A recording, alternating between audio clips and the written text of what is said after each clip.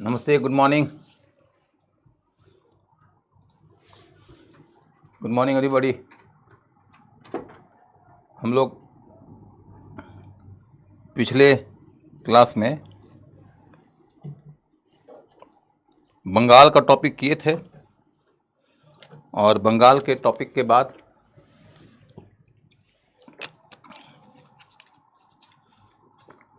आगे के जो टॉपिक्स हैं वो उतने ज़्यादा बड़े नहीं हैं, तो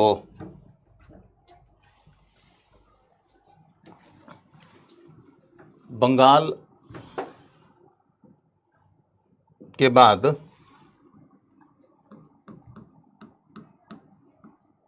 हम लोग देखेंगे मैसूर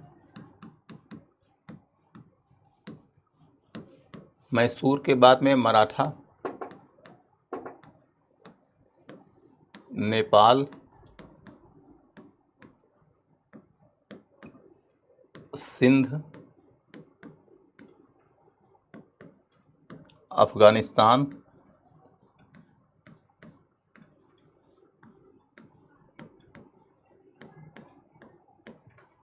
पंजाब, बर्मा।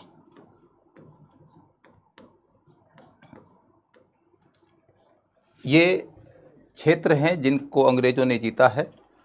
मैंने आपको पहले ही बताया था कि बंगाल सबसे बड़ा होता है क्योंकि इसके ऊपर मेंस में क्वेश्चन आता है। बाकियों के बारे में एकदम संक्षेप में पढ़ाई करना है, इस तरीके से कि आज ये सब कंप्लीट हो जाएगा। आज के क्लास में भारत में अंग्रेज़ों की जीत का हमारा टॉपिक कंप्लीट होगा। तो आप समझ सकते हैं कि हमने जो ज़्यादा डिफ़िकल्ट और ज़्यादा लंबा पार्ट था वो कंप्लीट कर रखा है, और अब जो पार्ट पढ़ना है वो शुद्ध रूप से पीटी के लिए पढ़ना है, और एक आध क्वेश्चन मेंस के लिए होगा तो आगे होगा। पहला टॉपिक हम लोग शुरू करते हैं मैसूर।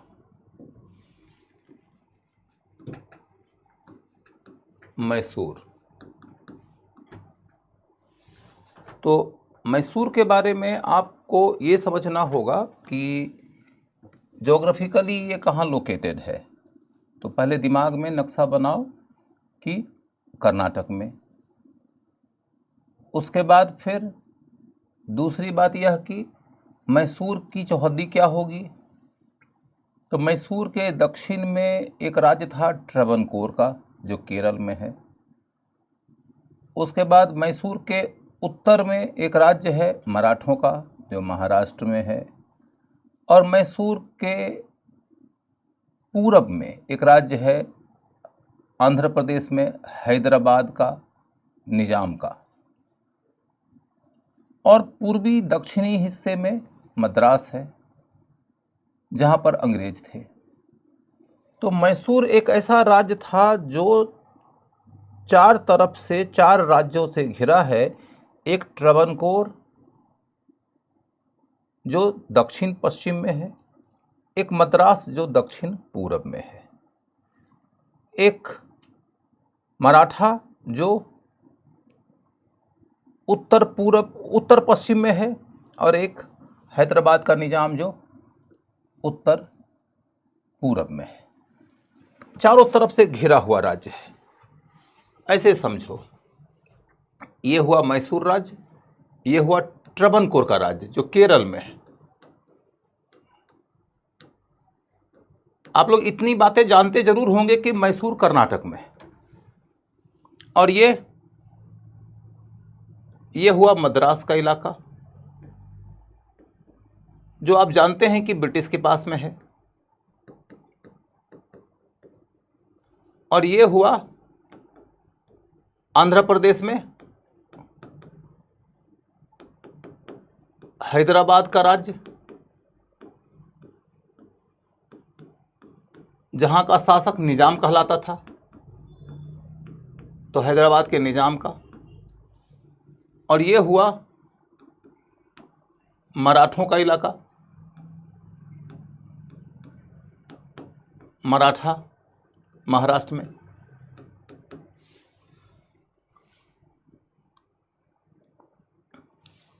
तो सबसे पहली बात आपको यह समझना था कि मैसूर एक ऐसे राज्य की तरफ उभरा जिसके चारों तरफ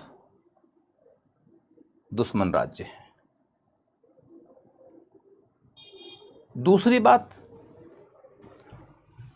आपको ये समझना है, अभी सिर्फ समझना, अभी लिखना नहीं है आपको, ये मैंने समझाने के लिए दे दिया है। इतना तो आप लोगों को पहले से भी मालूम होगा, नहीं भी मालूम है तो ये तो मानचित्र आपके दिमाग में व्यवस्थित हो जाएगा। अभी सिर्फ सुन लीजिए, 2-3 मिनट और सुनना है कि मैसूर एक ऐसा राज्य है जिस राज्य का जन्म हुआ है दक्षिण भारत में एक बड़े शक्तिशाली साम्राज्य के बिखराव से।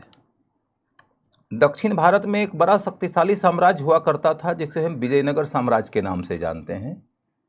विजयनगर साम्राज्य जब बिखर रहा था तो उसी से मैसूर राज्य का जन्म हुआ था। मैसूर राज्य के ऊपर वाडियार वंश नाम का एक हिंदू राजवंश शासन चलाता था।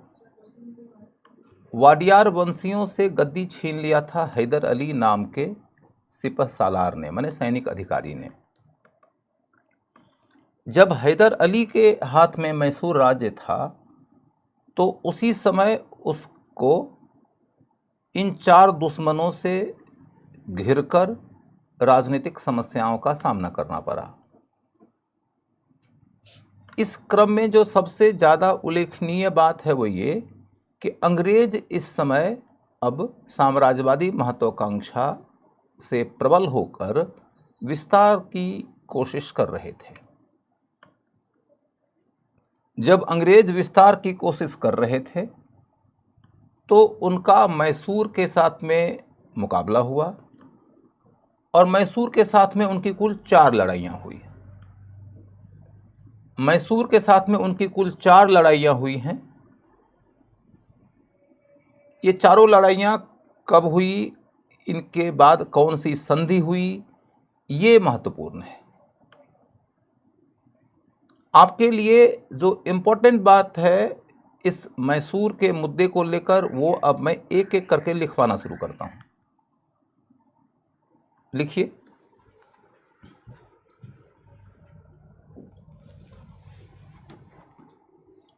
मैसूर राज्य विजयनगर के बिखराव से अस्तित्व में आया था। मैसूर राज्य विजयनगर के बिखराव से अस्तित्व में आया था।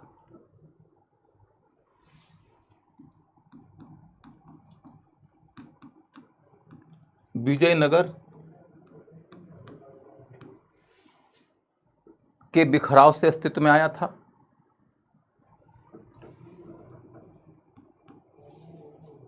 वहां वाडियार वंश का शासन था।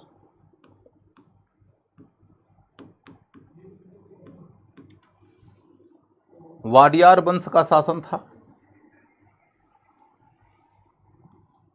उससे हैदर अली ने गद्दी छीन लिया।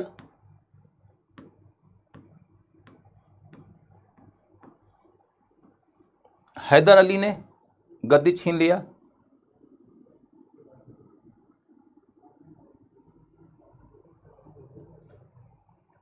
हैदर अली ने गद्दी छीन लिया।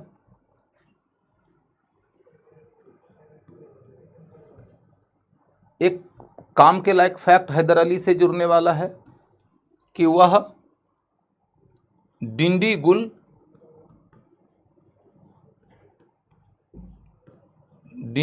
में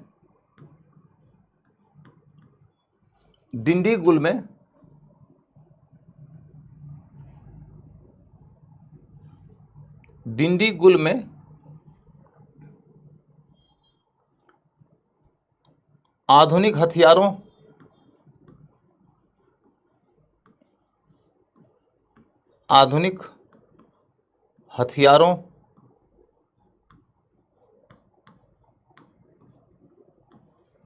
का कारखाना खोला था।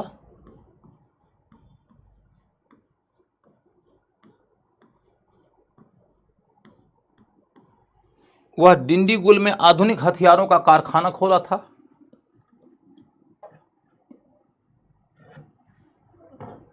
वह डिंडीगुल में आधुनिक हथियारों का कारखाना खोला था।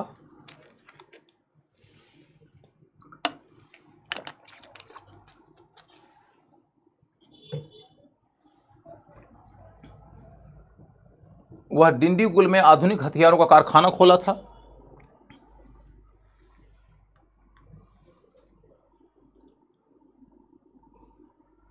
अब डिंडीगुल में आधुनिक हथियारों का कारखाना खोला था। अगला मामला,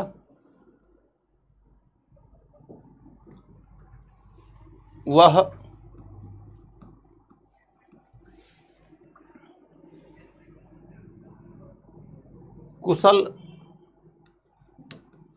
कुशल योद्धा एवं कूटनीतिज्ञ था।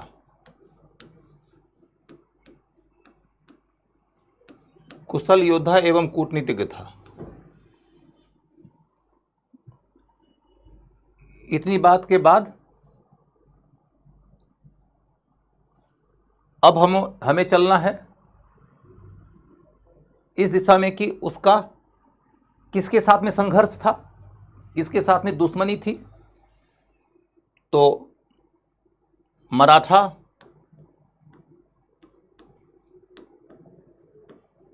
निजाम, ट्रवनकोर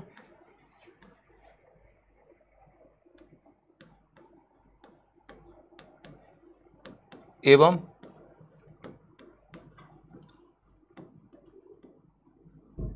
ब्रिटिश से प्रतिस्पर्धा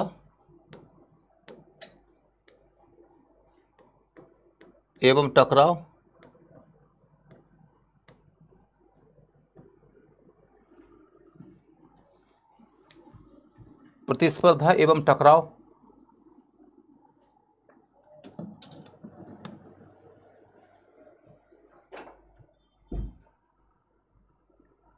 उसके बाद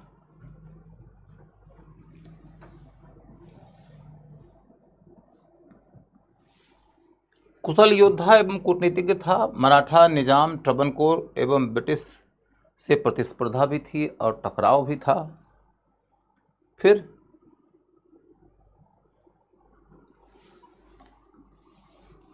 अंग्रेजों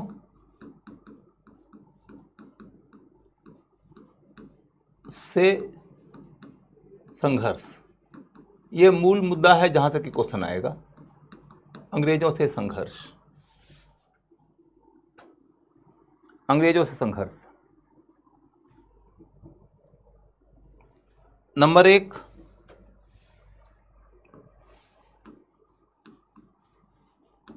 (1767 से 69 के बीच पहली लड़ाई हुई थी। 1767 से 69 के बीच। इसमें क्या महत्वपूर्ण बात है? ब्रिटिश पहले,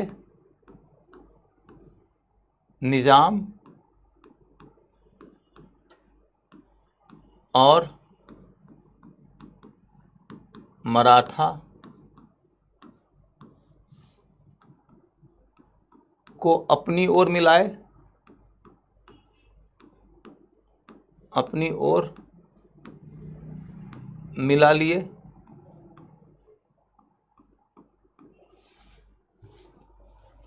थे, लेकिन हैदर उन्हें तटस्थ करने में कामयाब रहा, तटस्थ करने में सफल रहा। हैदर उन्हें तटस्थ करने में सफल रहा।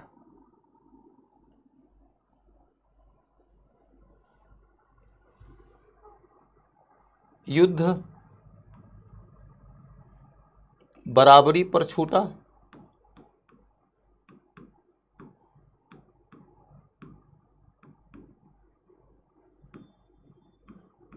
युद्ध बराबरी पर छूटा और मद्रास की संधि हुई।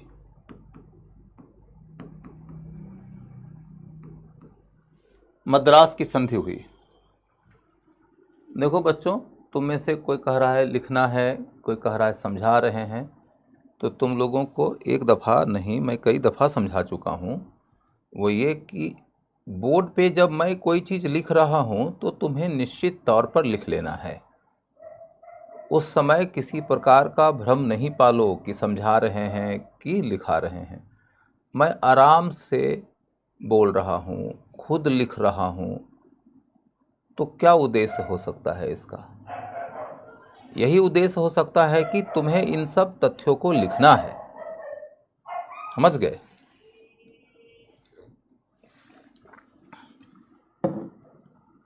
तो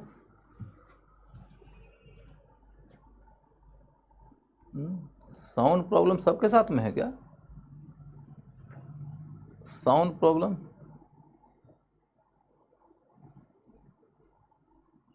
हथियारों का कारखाना हैदर अली ने खोला था डिंडीगुल में।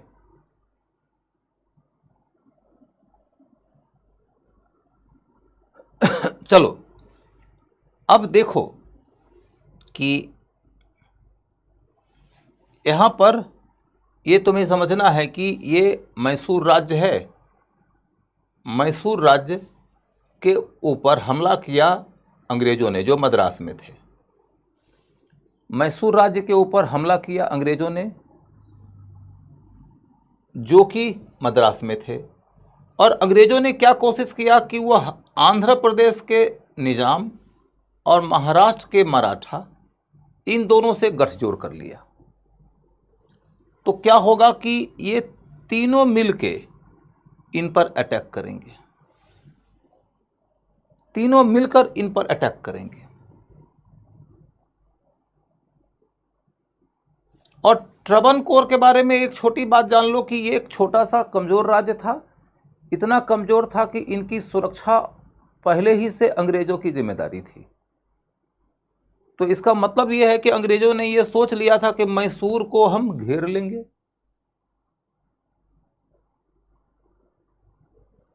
मैसूर को घेर के इसको फिनिश कर देंगे।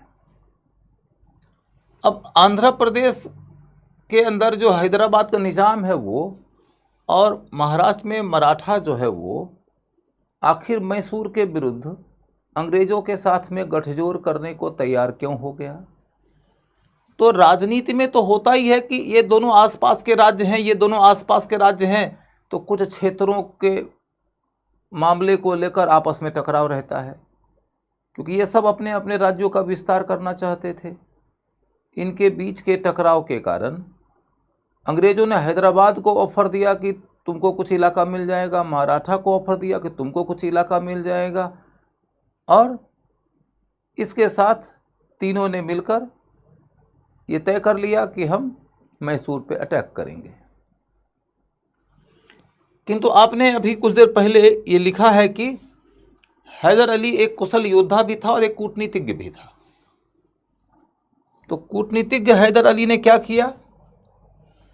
उसने हैदराबाद के निजाम और मराठा, इन दोनों को कुछ भूमि देने का वादा किया, और इस आधार पर उन दोनों को अंग्रेजों से अलग करने में कामयाब रहा। क्योंकि हैदर अली को एक बात समझ में आ गई कि इन तीनों का हमला हम पर यदि एक बार ही होगा तो हमारी समाप्ति तो सुनिश्चित है। तो कूटनीति यही कहती है कि तुम अपने दुश्मन के अंदर दरार डाल दो, और दुश्मन के अंदर दरार डालने के लिए हैदर अली को एक बात समझ में आई कि मराठा को क्या चाहिए? थोड़ी सी भूमि। निजाम को क्या चाहिए? थोड़ी सी भूमि। और हम यदि थोड़ी सी भूमि उनको दे देंगे तो वो तटस्थ हो जाएंगे, तो हमारे सामने दुश्मन के रूप में कौन रहेगा? अकेला अंग्रेज। और यदि हमने उनको थोड़ी थोड़ी भूमि नहीं दिया तो दुश्मन के रूप में रहेंगे तीनों। अकेले अंग्रेज को तो हम रोक सकते हैं, लेकिन तीनों मिलकर हमला करेंगे तो हम न रोक पाएंगे। तो थोड़ा दे के बाकी बचा लेना ही समझदारी है। संस्कृत में एक दोहा है कि अर्ध त्यजति पंडितः, जब सब कुछ डूबने लगा तो होशियार व्यक्ति आधा त्यागता है, आधा बचा लेता है। तो अर्ध त्यजति पंडितः, ये कहानी है। तो कुल मिलाकर देखो तो मैसूर का मामला कहाँ गया, तो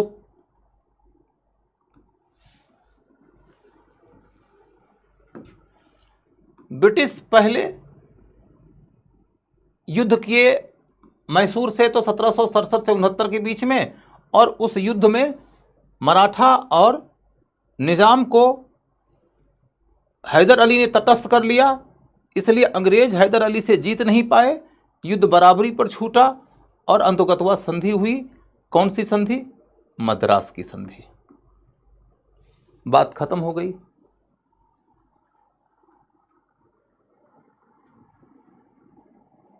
रंजना सिंह जी,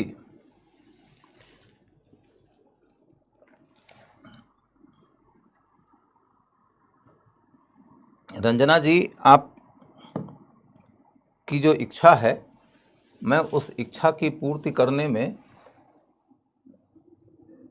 स्वतंत्र नहीं हूँ, क्योंकि इस क्लास के नेचर को आप समझिए। जिस क्लास में 1 दर्जन पृष्ठभूमि के लोग रहते हैं, उस क्लास में शिक्षक अपनी मर्जी से गति तय करेगा, तो क्या होगा कि एक को लगेगा कि गति ठीक है, एक को लगेगा गति बहुत तेज है। तो अब क्या करिएगा? आपको भी समझ में बात आनी चाहिए कि क्लासरूम में सभी बच्चों की विविधताओं के मद्देनज़र औसत के नियम के साथ शिक्षक को चलना होता है। यदि हम औसत के नियम को तोड़ेंगे तो दिक्कत हो जाएगी। मैं आपकी मर्जी के मुताबिक अपनी गति बनाने के लिए स्वतंत्र ही नहीं हूं, समझ गए?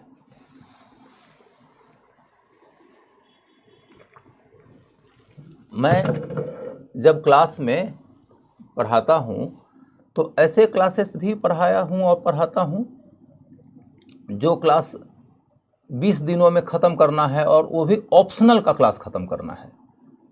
उसे हम क्रैश कोर्स कहते हैं। तो उस क्लास की क्या खासियत होती है कि उसमें वही सारे बच्चे बैठे होते हैं जो पीटी पास कर चुके हैं, जिन्हें मेंस देना है। उनका सबका अपना अपना अच्छा बैकग्राउंड होता है। तो 20 दिनों में हम पूरा हिस्ट्री का ऑप्शनल, जो गेसवर्क आधारित होता है, वो कर देते हैं। उस गति को यदि हम ऑप्शनल के रेगुलर क्लास में अपना लें तो बच्चों की जान चली जाएगी। दूसरी बात यह है कि यही मुखर्जी नगर के अंदर ऑफलाइन के क्लास में जो गति होती है, वो गति यदि ऑनलाइन के क्लास में अपना लें तो लोगों को दिक्कत हो जाती है।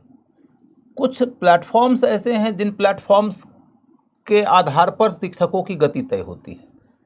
प्लेटफॉर्म कुछ ऐसे होते हैं जहां सीनियर बच्चे ज़्यादा होते हैं तो गति थोड़ी तेज होती है।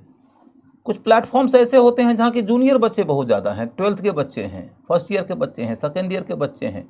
हम गति बढ़ाएंगे, बच्चे हताहत हो जाएंगे बौद्धिक रूप से, और फिर उन्हें मेरी कोई बात ही नहीं समझ में आएगी। तो अपनी मर्जी से गति तय कर लेना शिक्षक के लिए संभव ही नहीं है। तो सारी बातें तो इस पर निर्भर करती है कि सामने वाले बच्चों की क्षमता कितनी है, कितनी गति का लोड वो ले सकते हैं। हो सकता है कि तुम थोड़ी सीनियर हो तो तुम गति का बोझ उठा लो, या तुम्हारी पढ़ाई थोड़ी अच्छी हुई है, तुम गति का बोझ उठा लो। लेकिन मैं मजबूर हूँ औसत के नियम का पालन करने के लिए। क्लासरूम की तो यही मजबूरी होती है। एक एक बच्चे के लिए एक एक शिक्षक की व्यवस्था होती है। तो क्या होता है, शिक्षक बच्चे की गति के मुताबिक गति तय कर लेते हैं। मैं न तो सबसे अंतिम बच्चे की गति के मुताबिक एकदम मंथर गति से चलूँगा, न तो मैं सबसे होशियार बच्चे की गति के मुताबिक एकदम दुरंतों की गति पकड़ लूँगा। मुझे एक औसत की गति पकड़ना होगा। एक दूसरी बात भी होती है कि क्लास के दौरान जब कोई सब्जेक्ट की शुरुआत होती है तो पहले कुछ दिनों तक गति को धीमी रखना होता है। उसका कारण ये होता है कि सब्जेक्ट नया है, तो नए सब्जेक्ट के मुताबिक बच्चे को उस सब्जेक्ट के शब्दकोश से, उस सब्जेक्ट के घटनाक्रम से, उस सब्जेक्ट के कैरेक्टर से वाकिफ कराना होता है। अब हो सकता है कि तुम्हारा बैकग्राउंड अच्छा होगा, तुम्हें तो उन सबसे परिचय होगा, लेकिन सबका परिचय नहीं होता है बच्चों। अगली बात यह होती है कि शुरुआती दौर के क्लासेस में यह भी समझाना होता है कि क्वेश्चन कैसे आएगा, मेंस में क्या आएगा, पीटी में क्या आएगा, पढ़ने की शैली क्या होगी। इन सबों के कारण शुरुआती दौर के क्लासेस में गति को थोड़ी धीमी जानबूझ के भी रखी जाती है। जैसे जैसे क्लास आगे बढ़ता है वैसे वैसे क्लास की गति अपने आप आ भी जाती है। तो ये सब बातों को ध्यान में रखो, उसके बाद पढ़ो, आगे बढ़ो। चलो आगे बढ़ो। तो मैंने आपको बताया कि पहली लड़ाई ये हुई 1767 से 69 के बीच, और उसके बाद में मद्रास की संधि हो गई। संधि के ऊपर कोई चर्चा नहीं कि संधि क्या हुई, बराबरी पे युद्ध छूटा है तो संधि में क्या खास बात होगी। अब आगे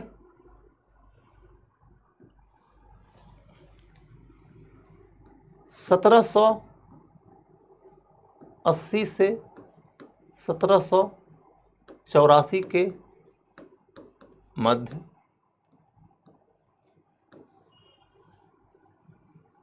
दूसरा आंग्ल मैसूर युद्ध, आंग्ल मैसूर युद्ध। दूसरा आंग्ल मैसूर युद्ध, दूसरा आंग्ल मैसूर युद्ध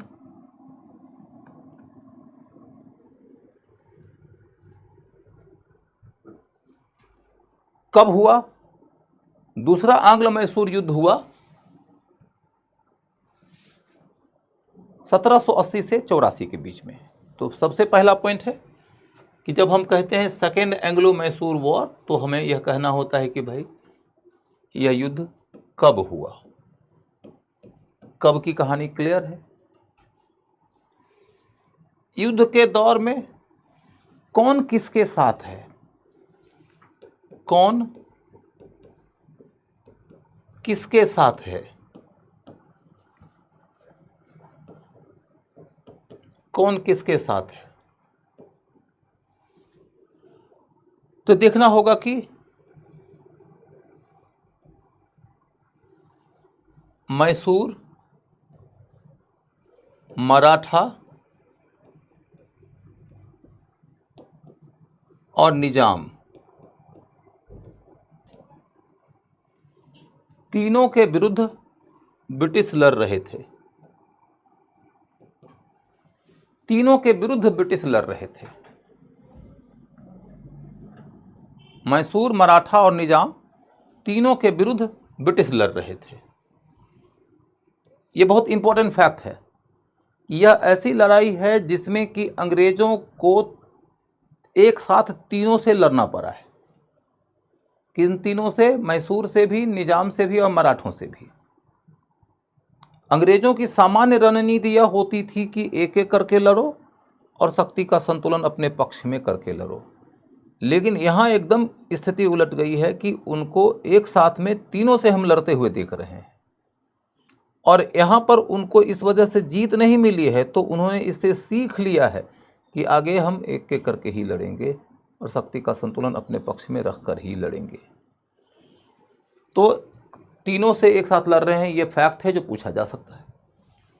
अगला पॉइंट, प्रमुख घटना 1782 में, 1782 में हैदर अली युद्ध में मारा गया।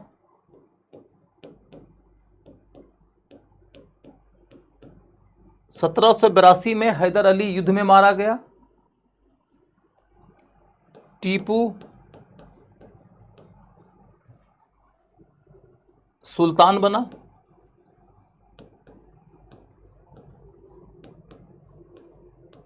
टीपू सुल्तान बना। हैदर अली युद्ध में ही मारा गया और उसके जगह पर उसका बेटा टीपू युद्ध के मैदान में ही सुल्तान बन गया। उसके बाद 1782 में सलवाई की संधि हुई। सलवाई की संधि हुई। 1782 में सलवाई की संधि हुई। किसके बीच में यह सलवाई की संधि हुई है? सलवाई की संधि किसके बीच में हुई है? सलवाई की संधि हुई है मराठा और अंग्रेज के बीच।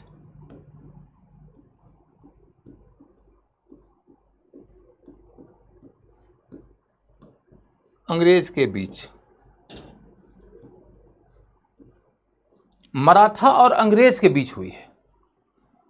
सलवाई की संधि किसके बीच में हुई है? तो मराठा और अंग्रेज के बीच में हुई है। उसके बाद फिर 1784 में मंगलोर की संधि हुई। मंगलोर की संधि।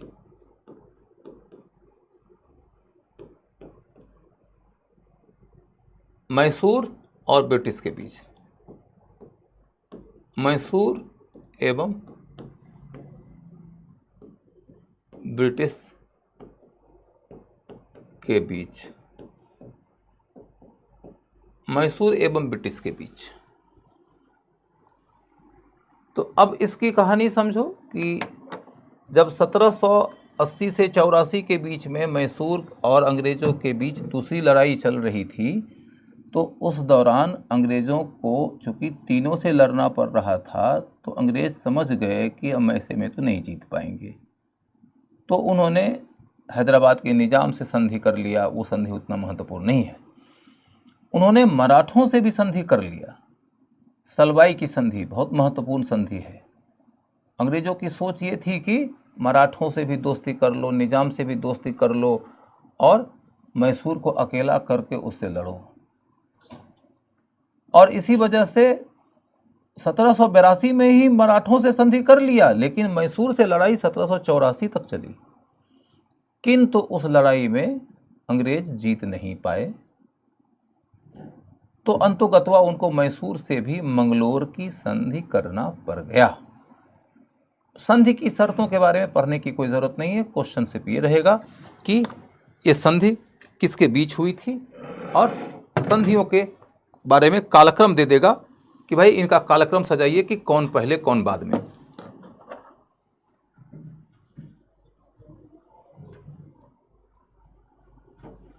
ठीक है, तो कुल मिलाकर 2 युद्ध और 2 संधियां खत्म हो गई। और तब अगला मुद्दा क्या है?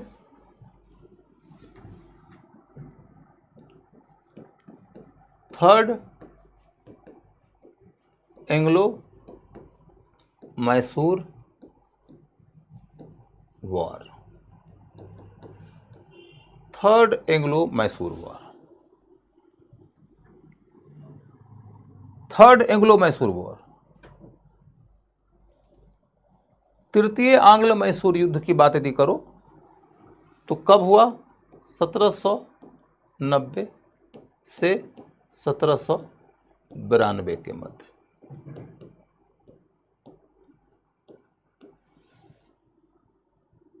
इसके बाद युद्ध का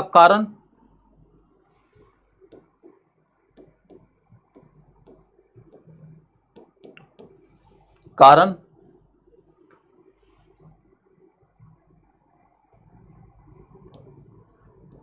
क्रगनोर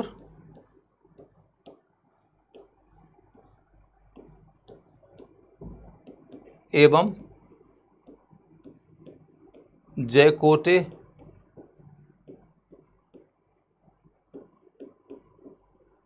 का विवाद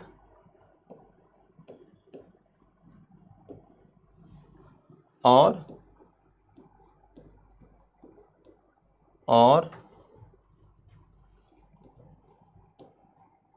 ट्रावनकोर पर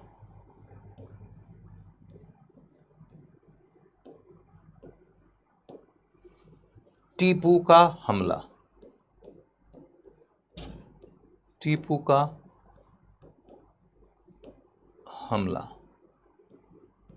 पहले पॉइंट्स लिखते जाओ, एक्सप्लेन एक ही बार में कर दूंगा। एंग्लो माने अंग्रेज, एंग्लो माने अंग्रेज, कारण समझ में आ गया। इसके बाद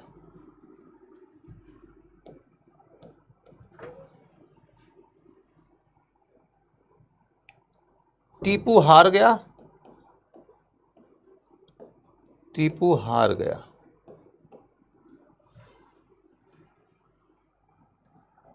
क्योंकि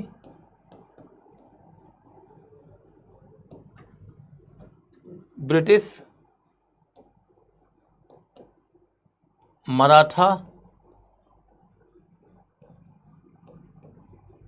एवं निजाम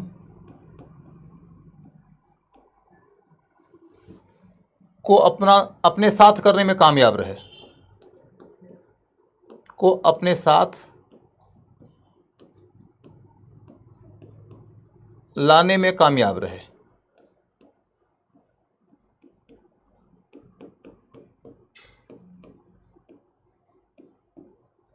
अपने साथ लाने में कामयाब रहे, अपने साथ लाने में कामयाब रहे।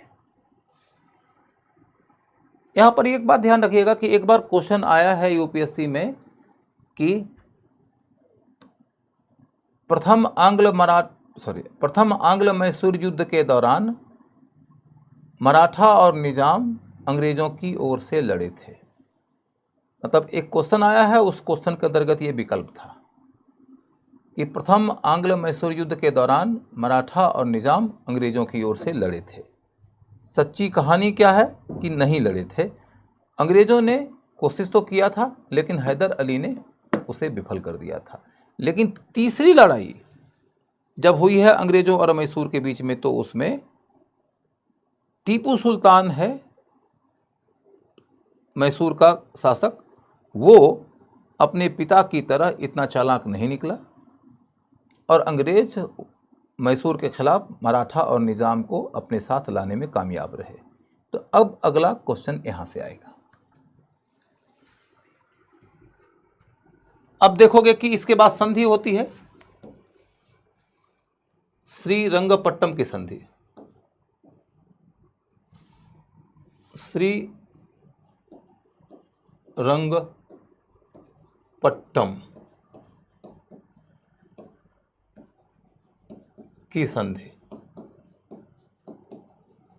श्रीरंगपट्टम की संधि, श्रीरंगपट्टम की संधि। तो यह श्रीरंगपट्टम की संधि सबसे इंपॉर्टेंट है, इसलिए इसकी शर्तों के बारे में पढ़ना होगा। श्रीरंगपट्टम की संधि की शर्तें क्या हैं? पॉइंट नंबर 1, मैसूर का आधा राज्य ले लिया गया, आधा राज्य ले लिया।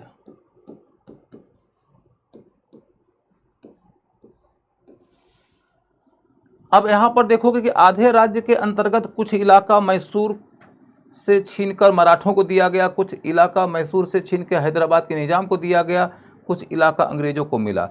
आपको इस डिवीजन की ओर नहीं जाना है।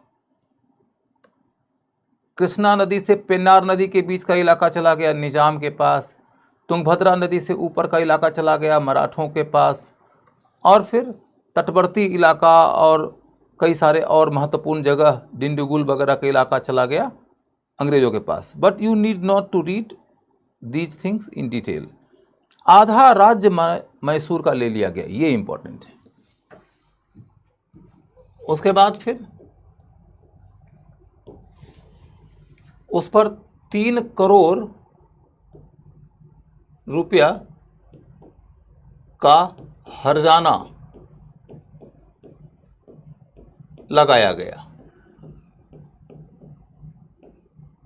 उस दौर में जब कभी युद्ध होता था तो युद्ध में हारने वाले को प्रायः युद्ध का दोषी बताया जाता था कि तुम्हारे कारण युद्ध हुआ और उस युद्ध में हमारा इतना नुकसान हुआ, तो उसकी क्षतिपूर्ति तुम करो। संधि जब होती थी युद्ध के बाद, तो संधि की शर्तों में एक शर्त ये प्रायः होता था कि इस युद्ध का आखिर दोषी कौन है। जब युद्ध बराबरी पर छूटता था तो कोई एक दोषी नहीं होता था, लेकिन जब कोई एक जीत जाता था तो हारने वाले को युद्ध का दोषी बताकर उसको कहता था कि हर जाना दो। तो 3 करोड़ रुपए का हर्जाना की राशि मांगी गई, जो बहुत बड़ा रकम है उस ख्याल से। और नहीं चुका सका था टीपू सुल्तान उस समय, तो उसके 2 बेटों को जमानत पर रख लिया गया था। 2 बेटों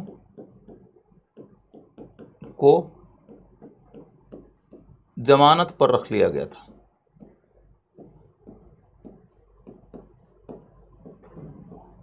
दो बेटों को जमानत पर रख लिया गया था। अगला मुद्दा क्या है? अगला मुद्दा क्या है कि ये जो संधि की शर्तें हैं ना, ये बड़ी टेक्निकल शर्तें हैं।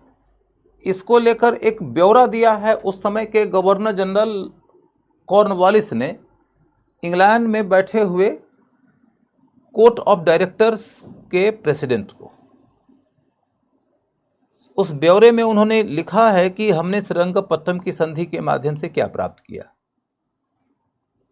उसमें उसने लिखा है कि हमने दुश्मन को तो निर्णायक रूप से कमजोर कर दिया, लेकिन दोस्तों को भी ताकतवर नहीं बनने दिया। ये बड़ा पॉपुलर स्टेटमेंट है। वो स्टेटमेंट सीधा दे देगा क्वेश्चन में और पूछेगा कि यह कौन सी संधि के बारे में कहा गया है या यह स्टेटमेंट किसका है। तो स्टेटमेंट लिखिए, श्रीरंगपट्टनम की संधि के बारे में लिखिए। श्रीरंगपट्टनम की संधि के बारे में कॉर्नवालिस ने लिखा है कि हमने दुश्मन को तो निर्णायक रूप से कमजोर कर दिया, दुश्मन को तो निर्णायक रूप से कमजोर कर दिया,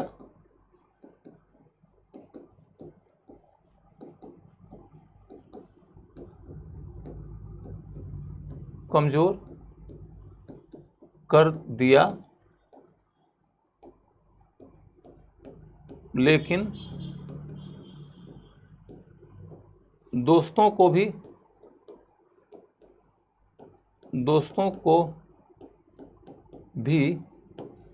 शक्तिशाली नहीं बनने दिया,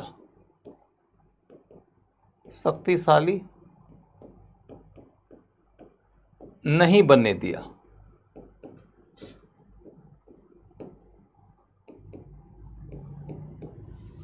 हमने दुश्मन को तो निर्णायक रूप से कमजोर कर दिया, लेकिन दोस्तों को भी शक्तिशाली नहीं बनने दिया। तो इसमें दुश्मन कौन है? तो दुश्मन है इसमें मैसूर। और दोस्त कौन है? तो मराठा और निजाम। ये लाइन बड़ी महत्वपूर्ण क्यों है? क्योंकि इसका मतलब होता है कि दुश्मन को कमजोर किया तो किया, ये तो सामान्य बात है, लेकिन दोस्तों को ताकतवर बनने नहीं दिया। तो कौन थे दोस्त? तो मराठा और निजाम। दोस्तों को ताकतवर नहीं बनने देने पे इतनी खुशी क्यों? क्योंकि आगे चलकर इनके क्षेत्र में भी हमें विस्तार करना है। हमने इनसे दोस्ती करके मैसूर को निपटाया, इसलिए नहीं कि ये हमारे नेचुरल एलाइज हैं, बल्कि हमने इनसे स्ट्रैटेजिक अलायंस किया है। आगे चलकर चूंकि इनके क्षेत्र को भी हमें जीतना है, तो हम कोशिश करेंगे ना कि दुश्मन कमज़ोर हो तो हो, दोस्त भी ताकतवर ना हो। इसीलिए बहुत ही इंपॉर्टेंट सेंटेंस है, इस पर क्वेश्चन आ सकता है। ये भी आ सकता है कि इसमें दुश्मन कौन? तो मैसूर। दोस्त कौन? तो मराठा और निजाम। समझ गए? अब हम थर्ड एंग्लो मैसूर वॉर से आगे बढ़ते हैं और चलते हैं टीपू सुल्तान के ऊपर। टीपू सुल्तान कई प्रकार के सुधार कार्यों के लिए जाना जाता है। तो अभी आप टीपू सुल्तान के बारे में सिर्फ कहानी सुन लीजिए, उसके बाद फिर इसके बेसिक पॉइंट्स लिखा दूंगा। अंगड़िया नाम है बेटा, अंगड़िया नाम है, वो नौसेना अधिकारी हुआ करते थे, उन्हीं के नाम पर अभी एक क्रूज चला है, मैंने बताया भी था क्लास में कभी। खैर शांत रहो। तो मैंने आपको ये बताया कि टीपू सुल्तान एक रिफॉर्मर के तौर पर जाना जाता है, एक ऐसा व्यक्ति जो श्रीरंगपट्टम की संधि के रास्ते अपना आधा राज्य और अपना धन खोने के बाद अंग्रेजों के सामने सर नहीं झुकाया, बल्कि उसने कोशिश यह किया कि हम अपने राज्य में रेवेन्यू में वृद्धि करके थोड़ा धन इकट्ठा करें, हम ईस्ट इंडिया कंपनी के पैटर्न पर अपनी एक व्यापारिक कंपनी बनाएं, उससे पैसे कमाएं और धन इकट्ठा करें, और इन सब के बदले, इन सब के बदौलत अपनी सैनिक शक्ति को बढ़ाएं। अपनी सैनिक शक्ति के अंतर्गत हम नौसेना का भी विकास करें और इन सब के बदौलत अंग्रेजों से लड़ें। फिर उसे एक बात और समझ में आई कि इतने से भी अंग्रेज से लड़ना संभव नहीं है, तो हमें कोशिश ये करनी चाहिए कि अंग्रेजों के दुश्मनों से दोस्ती कर लें।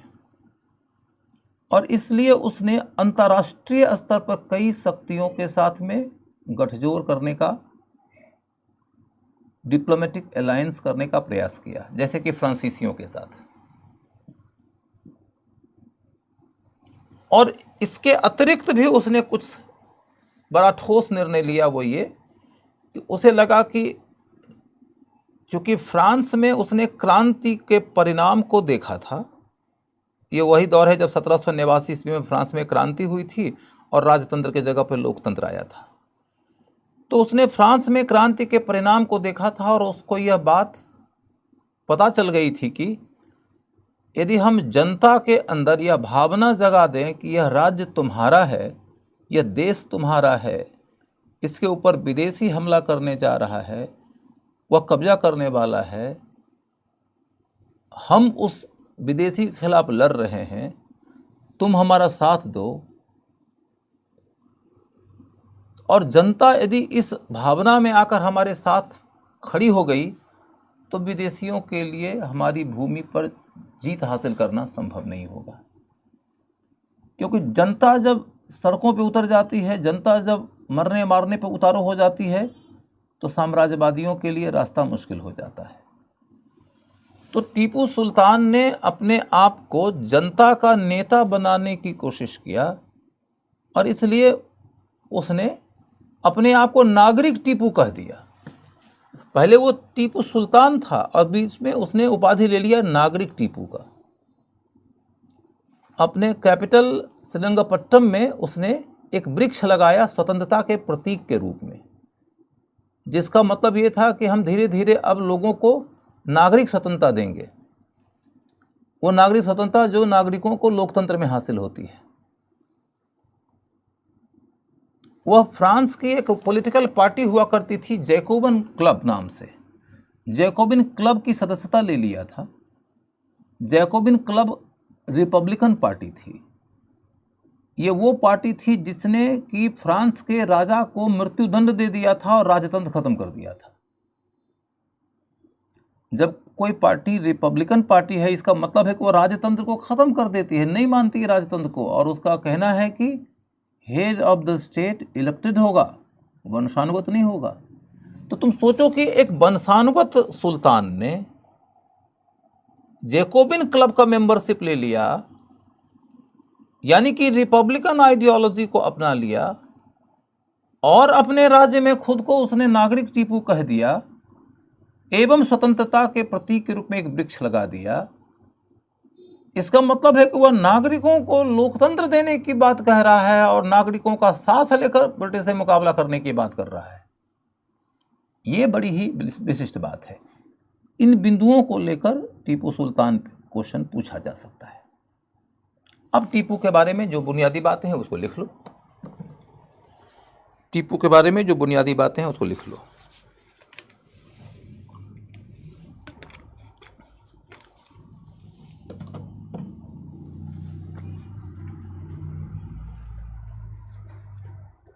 नंबर 1, वह ब्रिटिश कंपनी की तरह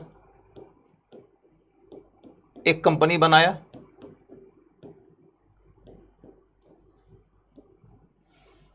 ब्रिटिश कंपनी की तरह एक कंपनी बनाया।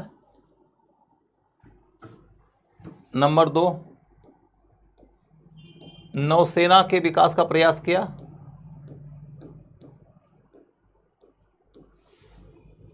नौसेना के विकास का प्रयास किया। नंबर 3,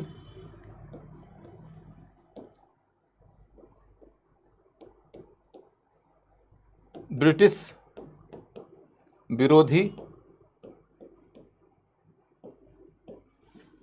विरोधी विदेशी शक्तियों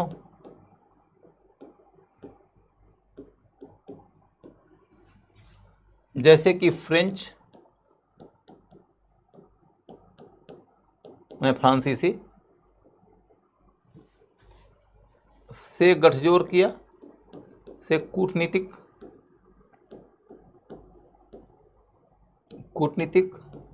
संबंध बनाया।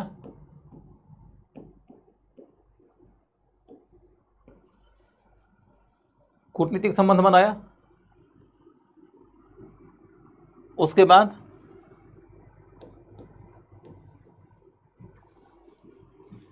अगला है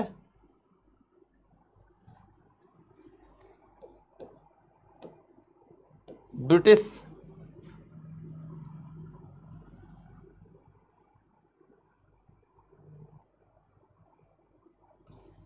को रोकने के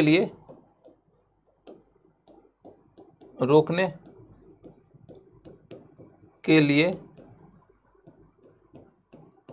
जनता का समर्थन जुटाने का प्रयास किया। जनता का समर्थन जुटाने का प्रयास किया।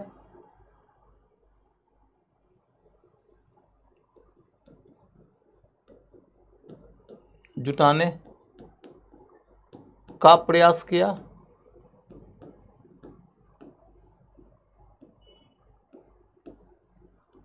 जनता का समर्थन जुटाने का प्रयास किया।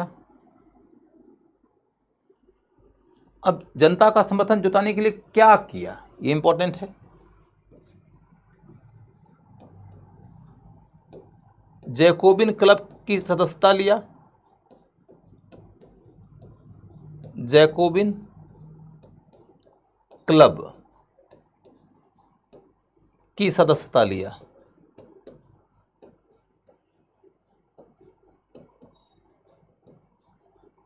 जैकोबिन क्लब के बारे में बता चुका हूं। कहां की पॉलिटिकल पार्टी थी? फ्रांस की। फ्रांस की पॉलिटिकल पार्टी का आइडियोलॉजी क्या था? गणतांत्रिक। गणतांत्रिक का मतलब जो राजतंत्र को नहीं मानता है। और क्या हुआ? उसने अपने को नागरिक टीपू कहा। नागरिक टीपू। नागरिक टीपू, जबकि उसके पहले क्या कहता था? सुल्तान टीपू। सुल्तान ने अपने को नागरिक कहा और फिर क्या किया? स्वतंत्रता का वृक्ष लगाया। कहां? श्रीरंगपट्टम में। श्रीरंगपट्टम ही उसका कैपिटल था। स्वतंत्रता का वृक्ष लगाया।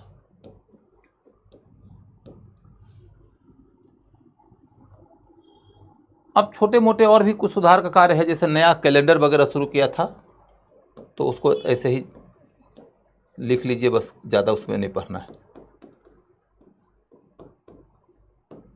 नया कैलेंडर अपनाया।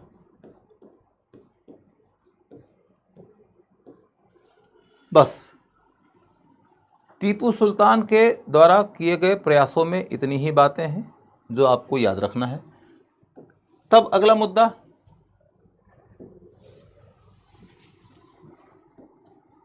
Fourth Anglo Mysore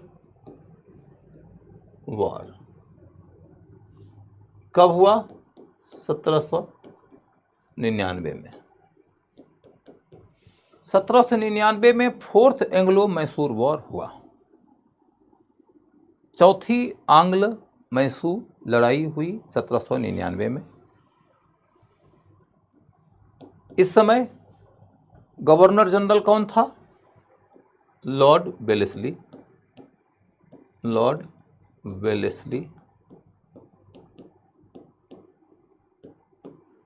Lord Wellesley.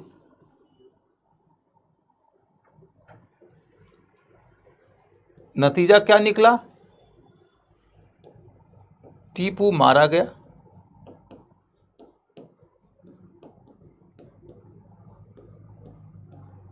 उसकी सत्ता समाप्त हुई।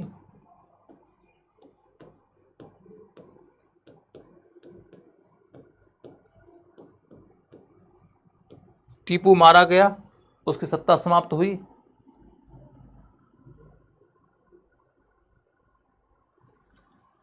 वाडियार वंश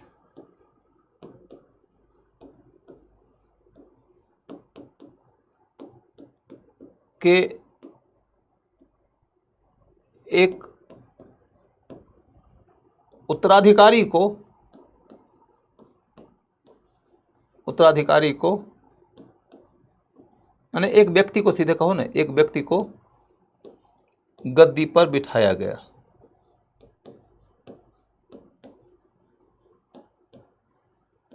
बिठाया गया। वाडियार वंश के एक व्यक्ति को फिर से गद्दी पर बिठा दिया गया।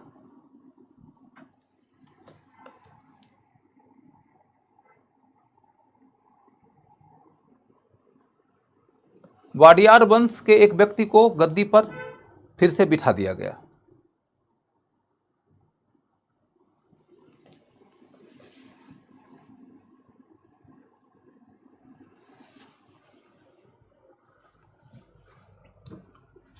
अब इसके साथ मैसूर की लड़ाई का मामला खत्म हो जाता है।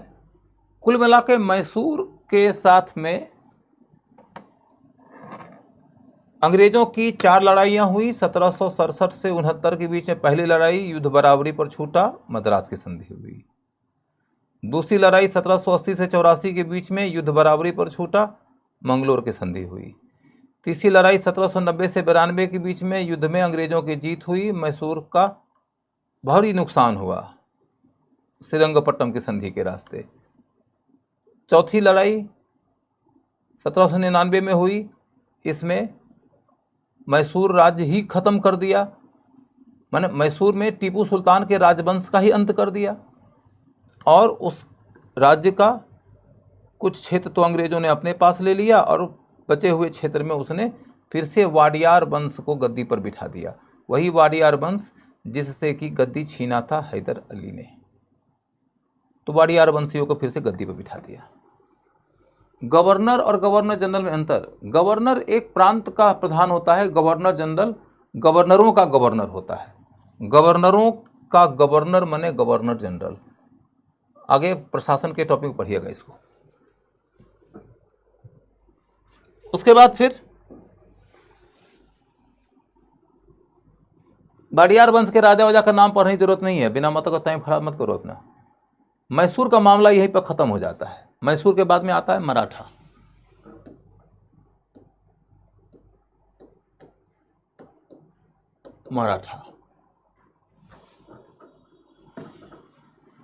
मराठा के बारे में आपको एक छोटी सी कहानी समझने की जरूरत है कि मराठा कहते किसको हैं। तो शुरुआती दौर में मराठी भाषा में संवाद करने वाले लोग ही मराठा कहलाए, और मराठी भाषा में साहित्य लिखने वाले कई सारे संत हुए मध्यकाल के दौरान, जिसमें ज्ञानदेव, नामदेव, एकनाथ, तुकाराम, रामदास, ऐसे संतों का नाम बहुत उल्लेखनीय है। इन संतों ने महाराष्ट्र के लोगों को वर्ण भेद, जाति भेद, लिंग भेद से ऊपर उठकर मानव का मानव से मानवीय संबंध बनाने की शिक्षा दिया। इस शिक्षा से प्रभावित होकर बहुत सारे लोग इनके अनुयायी हो गए। इसी को महाराष्ट्र धर्म भी कहा जाता है। इसके कारण बहुत सारी पिछड़ी पृष्ठभूमि के लोगों का समाज में बेहतर सम्मान हुआ और उनका सशक्तिकरण हुआ। इसी पृष्ठभूमि में मराठों की राजनीति भी उभरी। राजनीतिक स्तर पर मराठों ने शुरुआती दिनों में दक्षिण भारत के क्षेत्रीय मुस्लिम शासकों के यहाँ अपनी सेवा देना शुरू किया और इस क्रम में वो महाराष्ट्र में शासन कर रहे अहमदनगर के शासकों को अपनी सेवा दिया।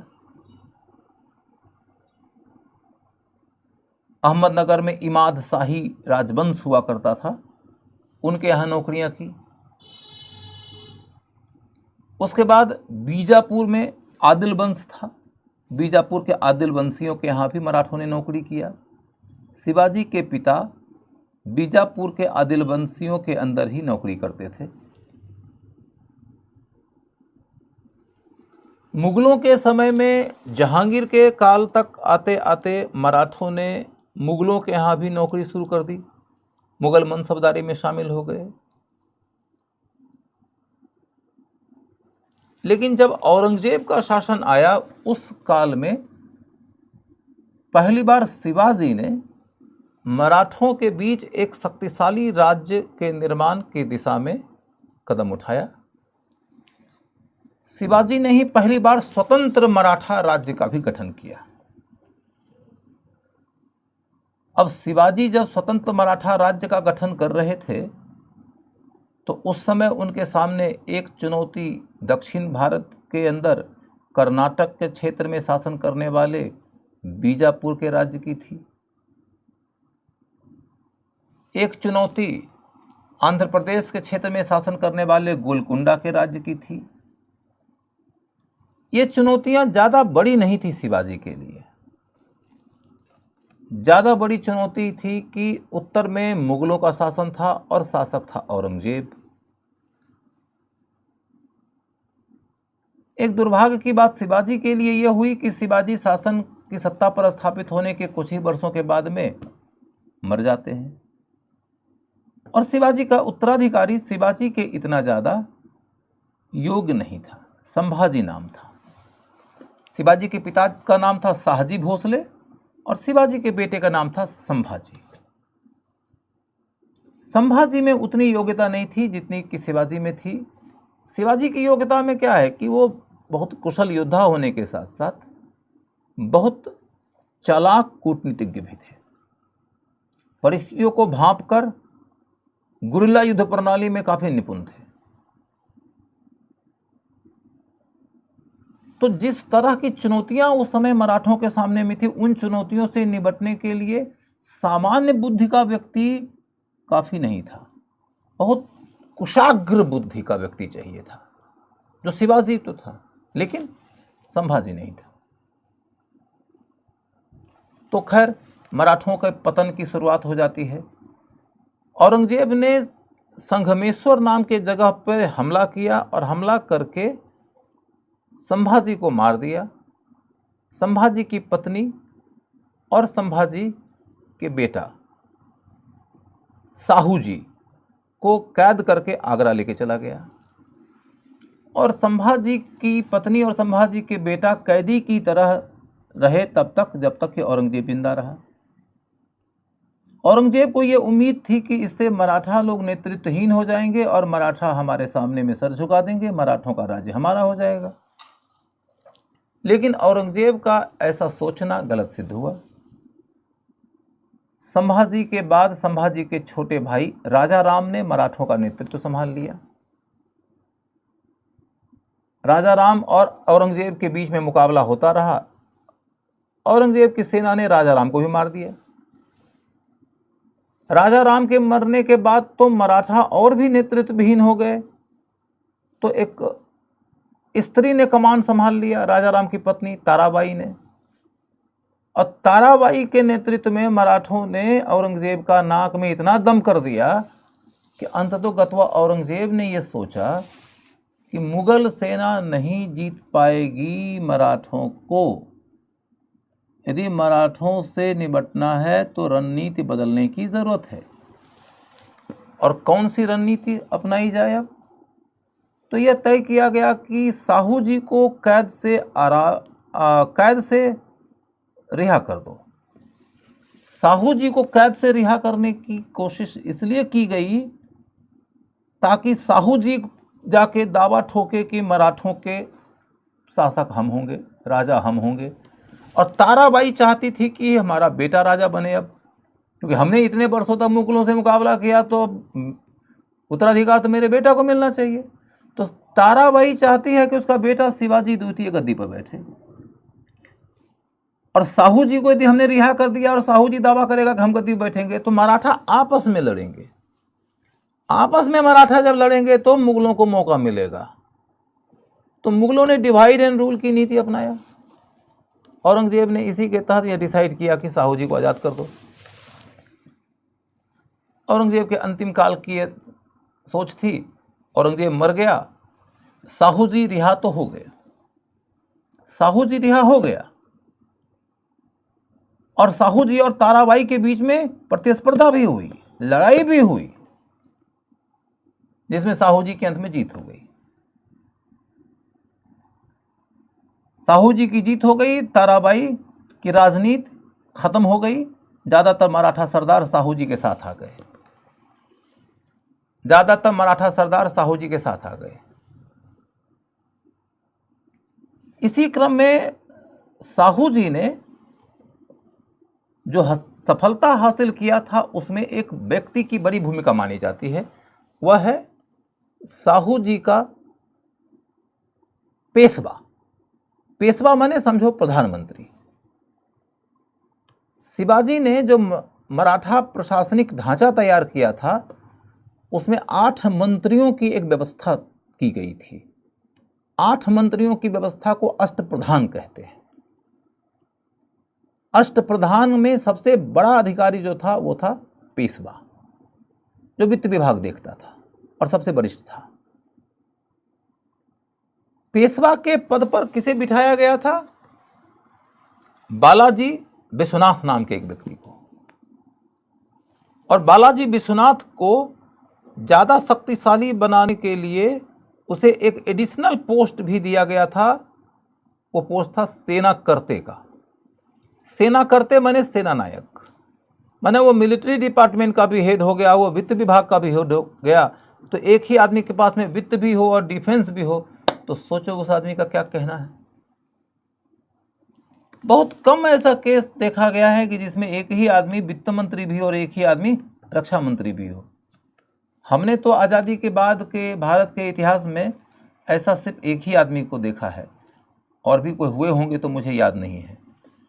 आज़ादी के बाद के भारत के इतिहास में कोई एक व्यक्ति का नाम बताइए जो वित्त मंत्री भी रहे और रक्षा मंत्री भी रहे एक ही साथ। एक ही साथ, अलग अलग तो कई लोग होंगे, एक ही साथ वह आदमी देश का वित्त मंत्री भी है, वह आदमी देश का रक्षा मंत्री भी है। कोई आदमी का नाम आपको मालूम हो तो बताइए। मैं तो सिर्फ एक आदमी को जानता हूं।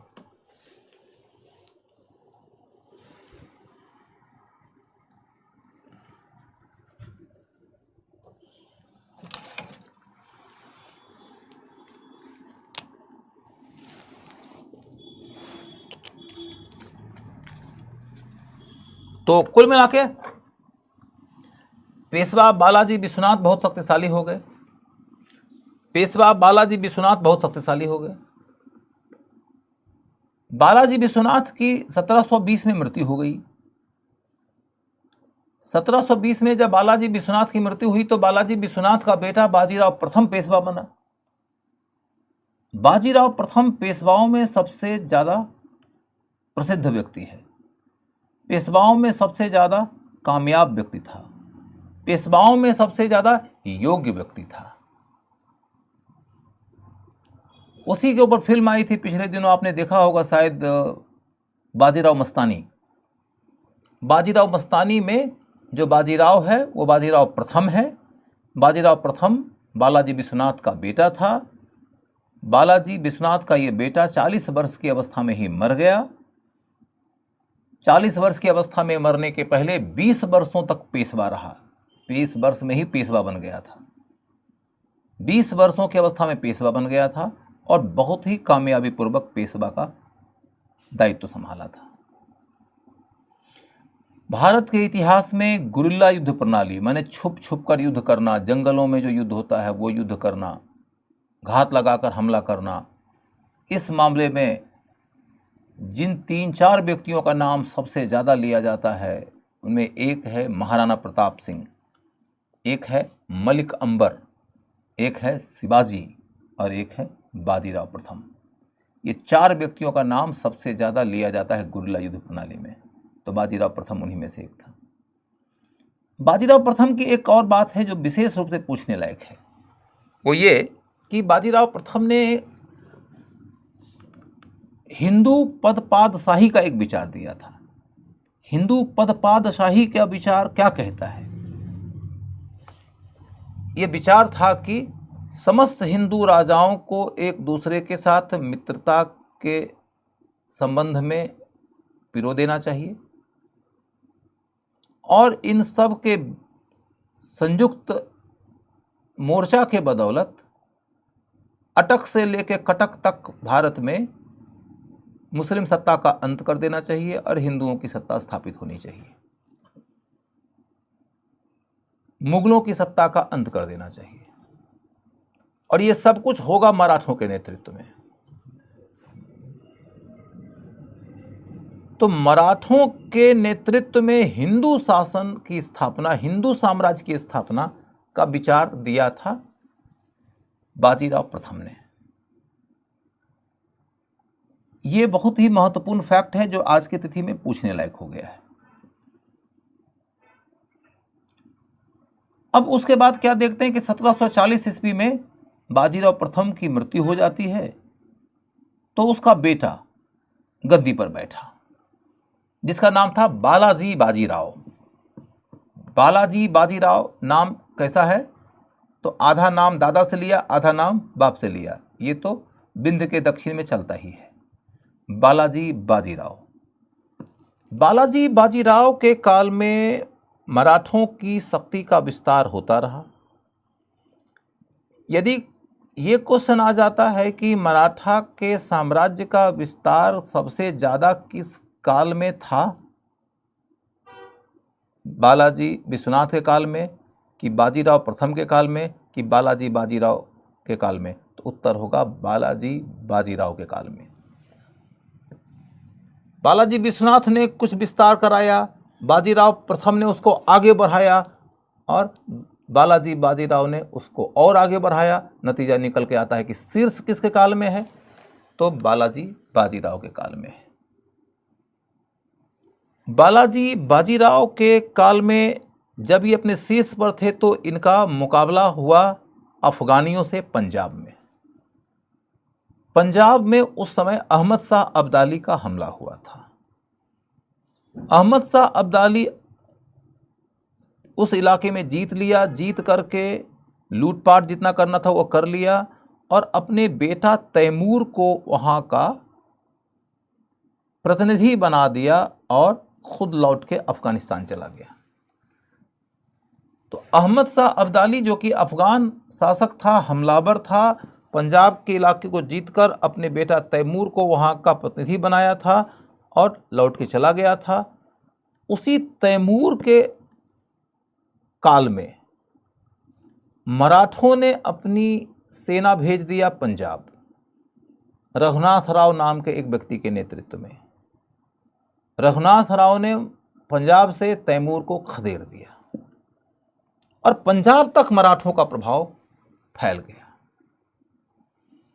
जब मराठा पंजाब तक अपना प्रभाव फैलाने में कामयाब रहे तो इसी का जवाब देने के लिए अहमद शाह अब्दाली आया भारत। अहमद शाह अब्दाली ने बहुत सारे गठजोड़ किया भारत के कई सारे शासकों से, जैसे कि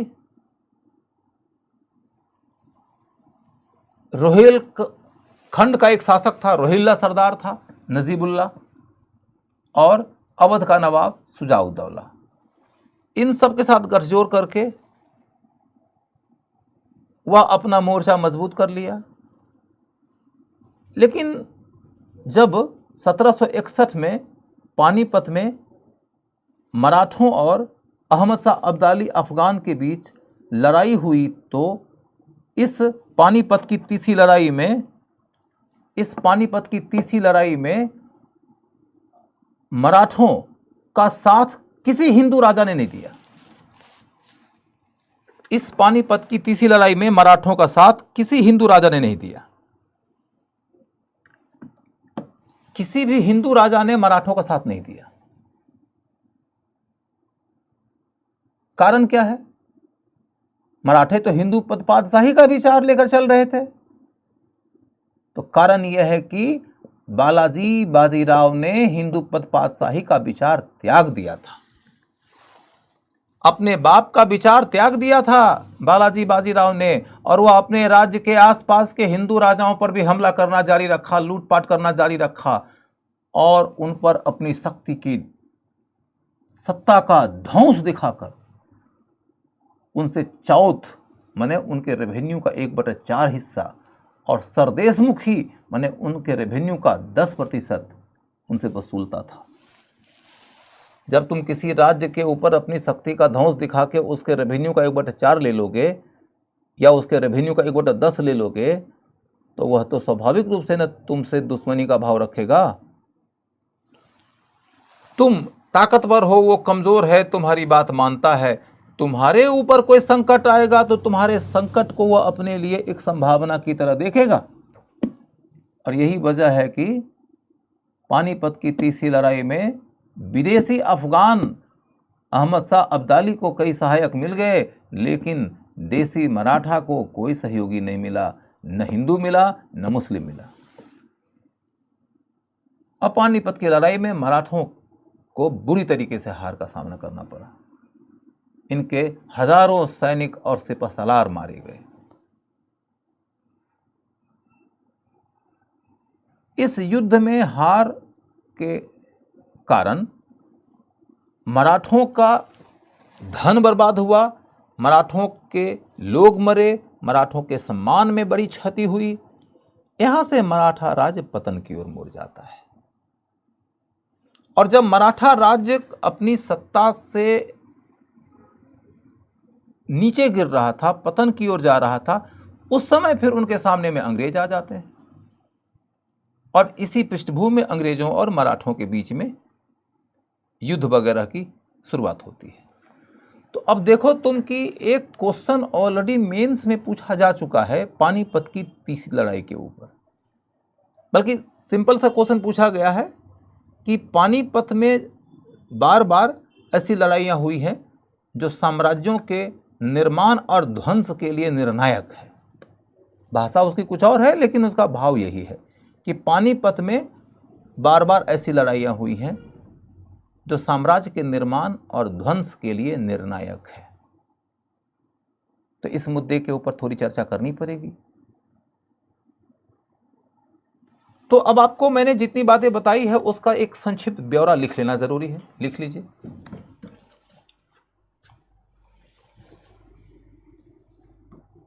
पहला पॉइंट,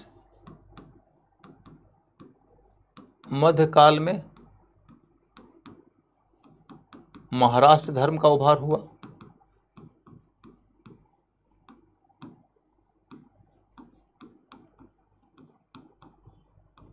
मध्यकाल में महाराष्ट्र धर्म का उभार हुआ, इसको आप भक्ति आंदोलन में पढ़िएगा। मध्यकाल में महाराष्ट्र धर्म का उभार हुआ।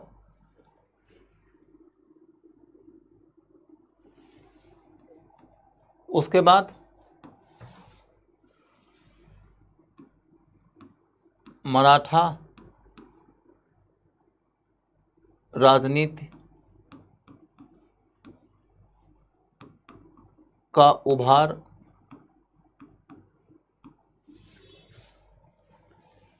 आरंभ में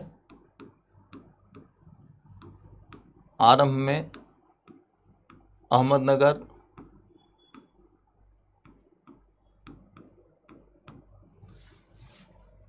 एवं बीजापुर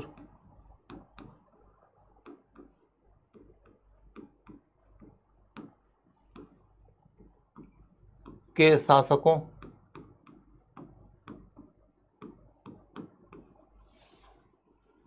के यहाँ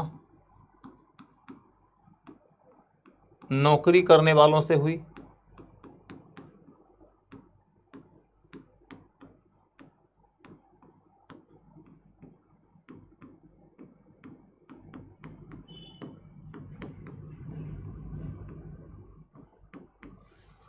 मराठा राजनीति का उभार आरंभ में अहमदनगर एवं बीजापुर के शासकों के यहाँ नौकरी करने वालों से हुई।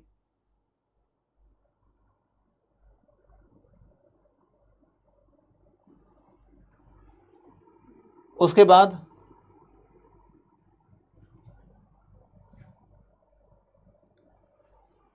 अगला पॉइंट, जहांगीर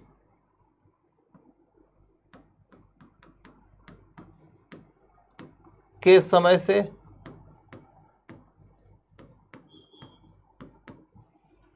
मुगल मनसबदारी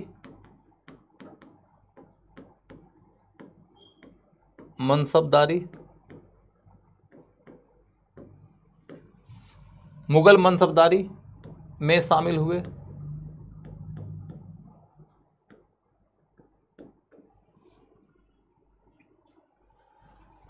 फिर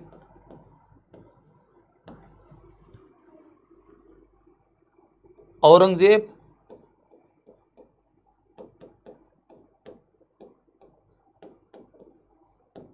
के काल में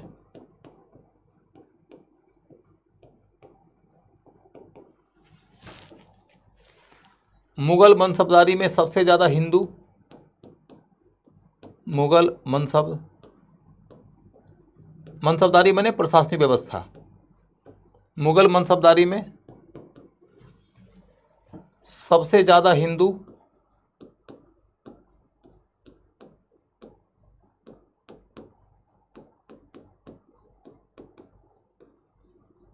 सबसे ज़्यादा हिंदू, सबसे ज़्यादा मराठा शामिल थे।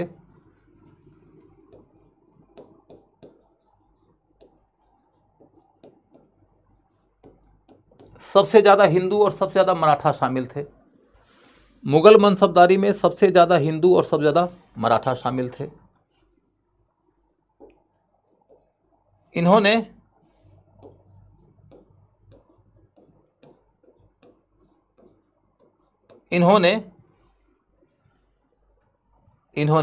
किन्होंने औरंगजेब ने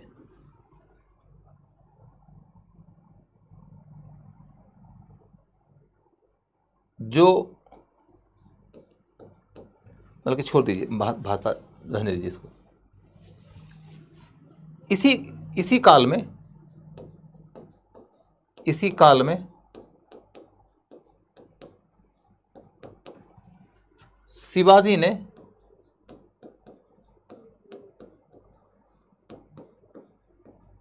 स्वतंत्र मराठा राज्य बनाया।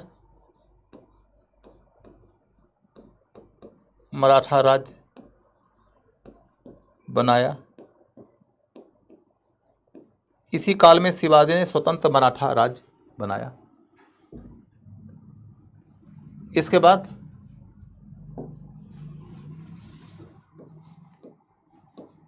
शिवाजी के बाद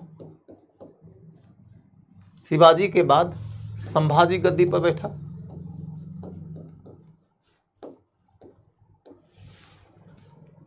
शिवाजी के बाद संभाजी गद्दी पर बैठा। मराठा हिंदू नहीं है क्या? बिल्कुल हिंदू है। मैं बोल रहा हूं कि सबसे ज़्यादा हिंदू भी और सबसे ज़्यादा मराठा भी।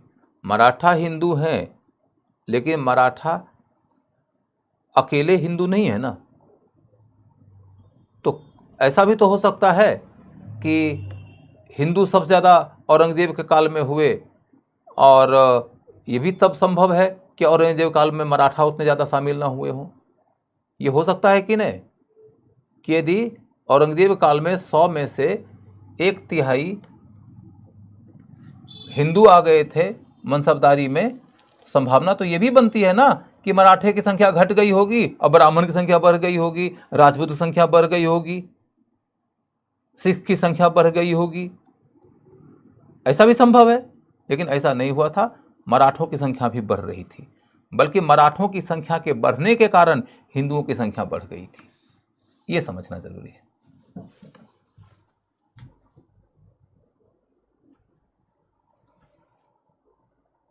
अब देखो, शिवाजी के बाद संभाजी। यहां पर एक है संघमेश्वर का छापा। संघमेश्वर का छापा,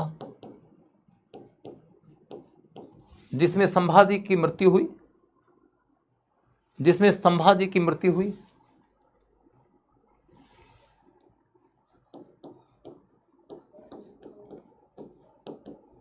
मृत्यु और औरंगजेब ने संभाजी की पत्नी और बेटा, पत्नी और बेटा, पत्नी और बेटा, बेटा का नाम है साहू जी, को गिरफ्तार कर लिया।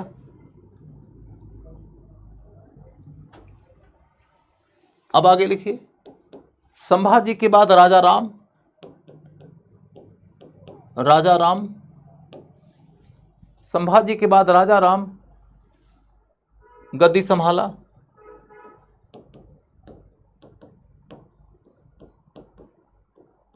राजा राम गद्दी संभाला।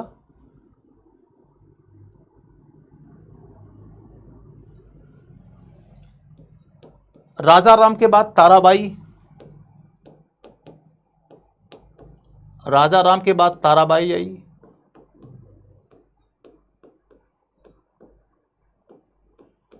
राजा राम के बाद ताराबाई आ गई।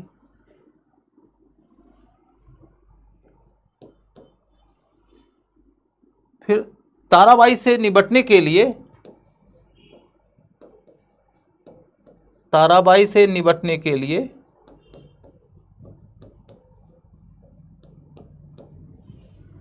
डिवाइड एंड रूल के तहत,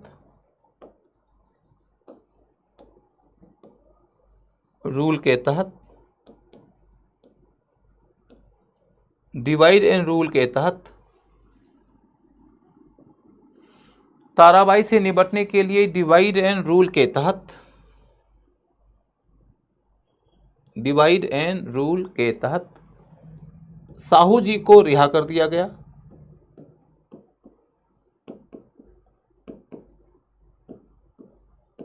साहू जी को रिहा किया। डिवाइड एंड रूल के तहत साहू जी को रिहा किया।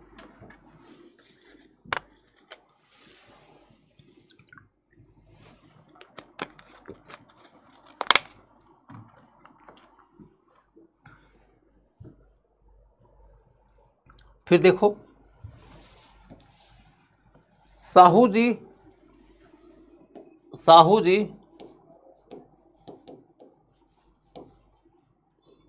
बालाजी विश्वनाथ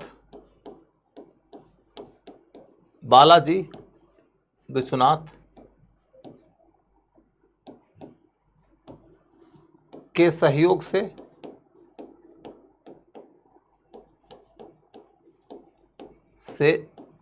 छत्रपति कहा जाता था मराठों में शासक को, छत्रपति बनने में कामयाब रहा।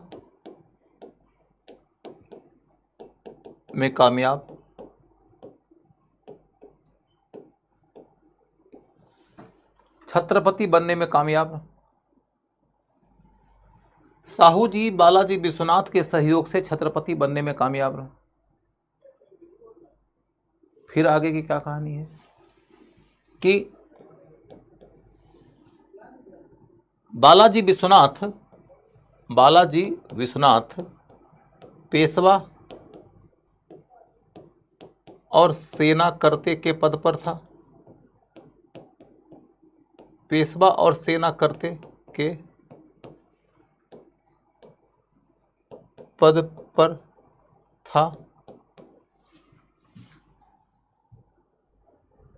फिर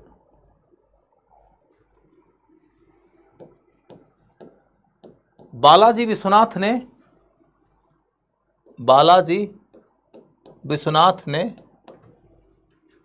मुगल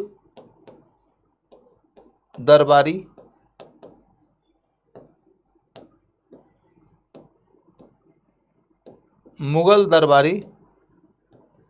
सैयद बंधुओं से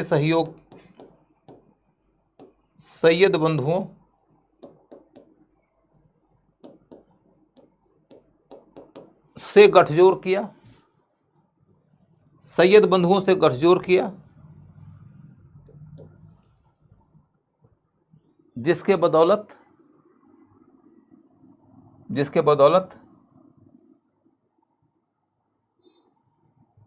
दक्षिण भारत से चौथ और सरदेशमुखी की वसूली का अधिकार मराठों को मिला। चौथ और सरदेशमुखी की वसूली का अधिकार मराठों को मिला।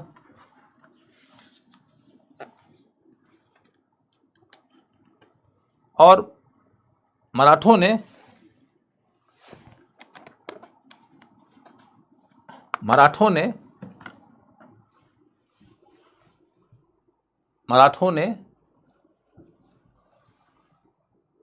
मुगलों की सुरक्षा के लिए सैनिक सहयोग देने का वचन दिया और मराठों ने मुगलों की सैनिक सहायता देना स्वीकार किया। ऐसे है, मराठों ने मुगलों को सैनिक सहायता देना स्वीकार किया।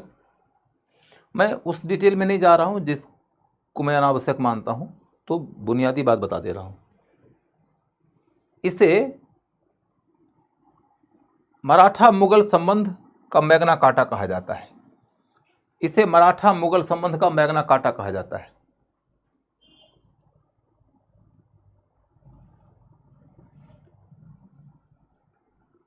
इसे मराठा मुगल संबंध का मैग्ना कार्टा कहा जाता है। मैग्ना कार्टा माने निर्णायक, बहुत महत्वपूर्ण।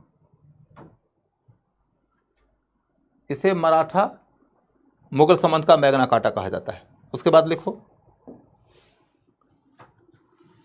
बालाजी विश्वनाथ के बाद 1720 में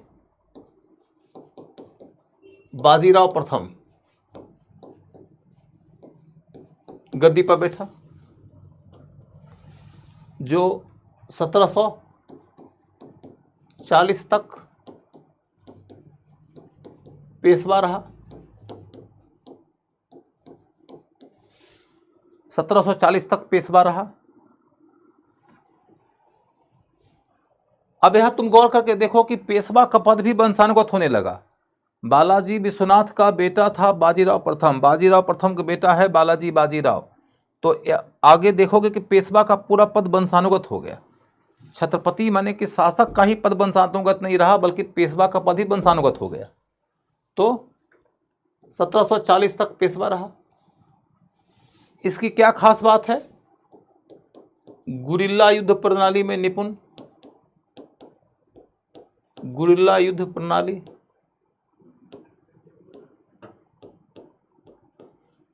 आक्रामक युद्ध प्रणाली,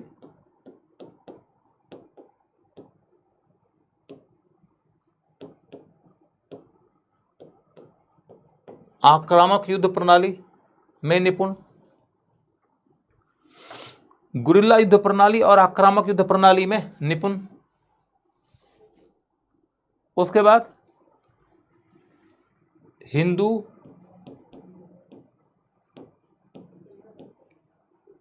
पदपादशाही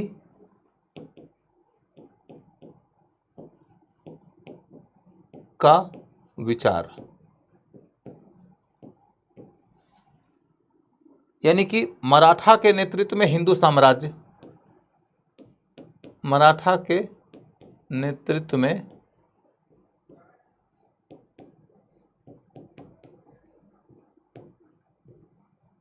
हिंदू साम्राज्य अटक से लेके कटक तक। अटक है पंजाब में, कटक है उड़ीसा में। अटक से कटक तक, अटक से कटक तक हिंदू पद पातशाही का विचार, जिसमें मराठों के नेतृत्व में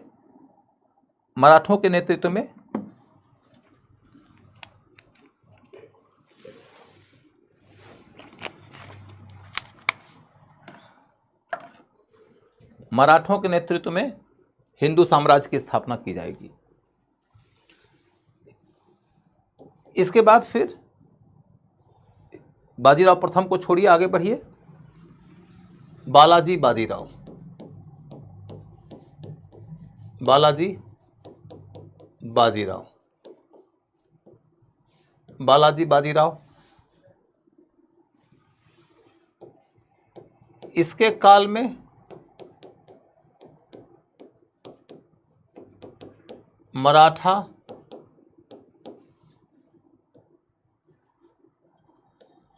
अपनी उच्चतम अवस्था तक पहुंचा, उच्चतम स्तर तक पहुंचा।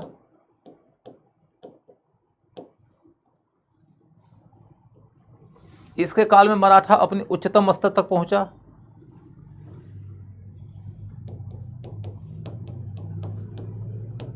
पंजाब से अहमद शाह अब्दाली के बेटा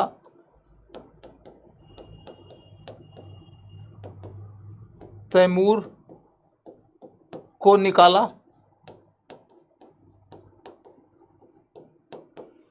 पंजाब से अहमद शाह अब्दाली के बेटा तैमूर को निकाला। इसमें मराठों के सेना का नेतृत्व कौन किया था? नाम इंपॉर्टेंट है, रघुनाथ राव। रघुनाथ राव मराठों की सेना का नेतृत्व किया था। इसके बाद फिर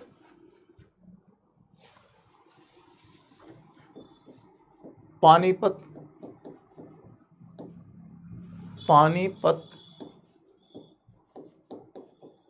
की तीसरी लड़ाई।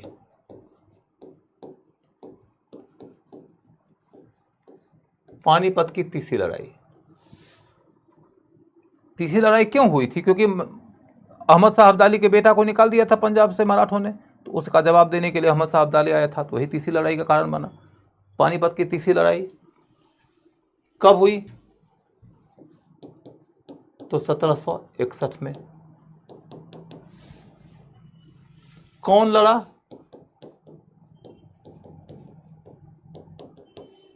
तो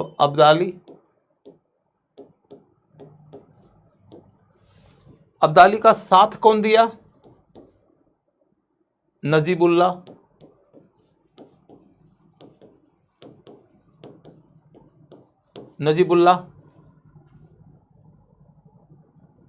और सुजाउद्दौला।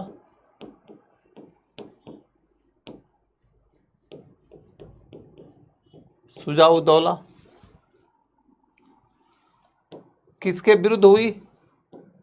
तो मराठा अलोन। कोई नहीं साथ दिया मराठों का, मराठा अलोन। इसमें मराठों का नेतृत्व कौन कर रहा था? नेतृत्व कौन किया? तो मराठों का नेतृत्व कौन कर रहा था? विश्वासराव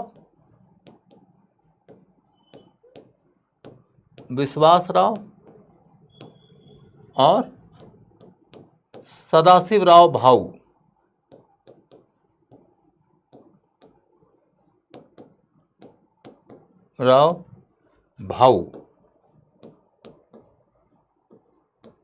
विश्वासराव और सदाशिवराव भाऊ विश्वासराव कौन था?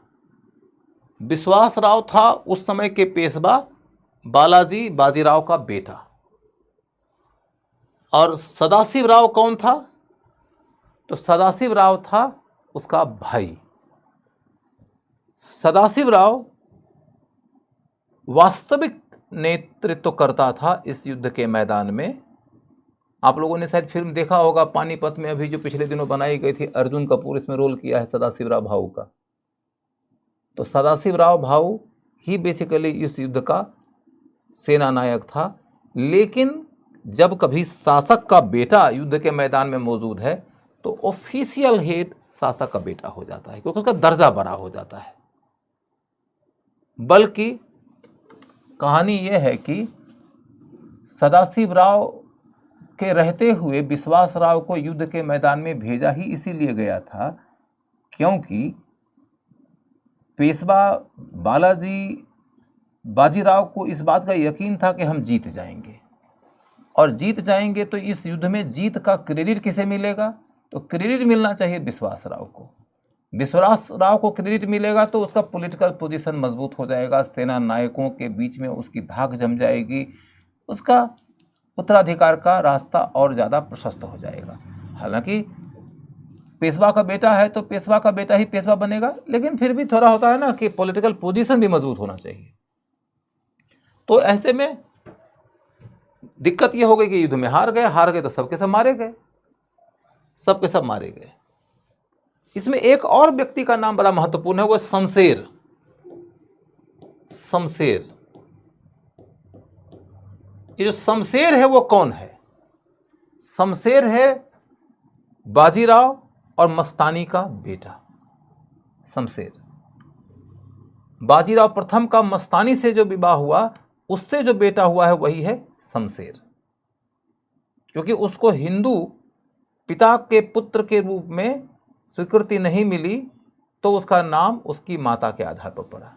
ऐसा नहीं है कि उसने जानबूझ के इस्लाम अपनाया था, ऐसी मान्यता है कि, हालांकि इसको लेकर इतिहासकारों में मतभेद रहता है, लेकिन ऐसी मान्यता है या ऐसा कई इतिहासकार कहते हैं कि क्योंकि उस समय ब्राह्मणों ने पेशवा के मुस्लिम माँ के संतान को हिंदू मानने से मना कर दिया, तो इसलिए उसका नाम शमशेर पड़ा था। वो भी युद्ध में लड़ा है, वो भी मारा गया है। खैर जो भी हो, अब आगे चलकर देखो कि पानीपत की लड़ाई में हार हुई, हार गए मराठा।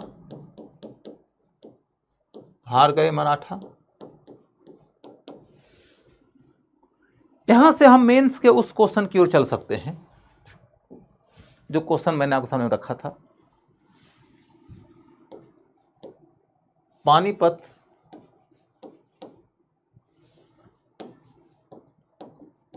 पानीपत की लड़ाइयां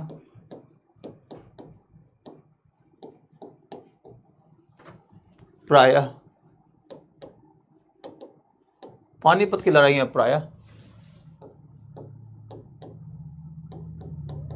साम्राज्यों के निर्माण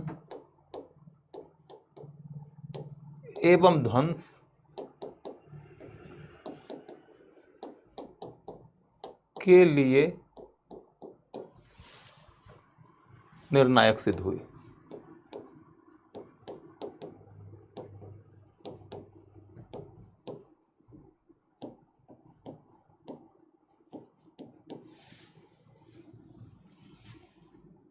टिप्पणी करें।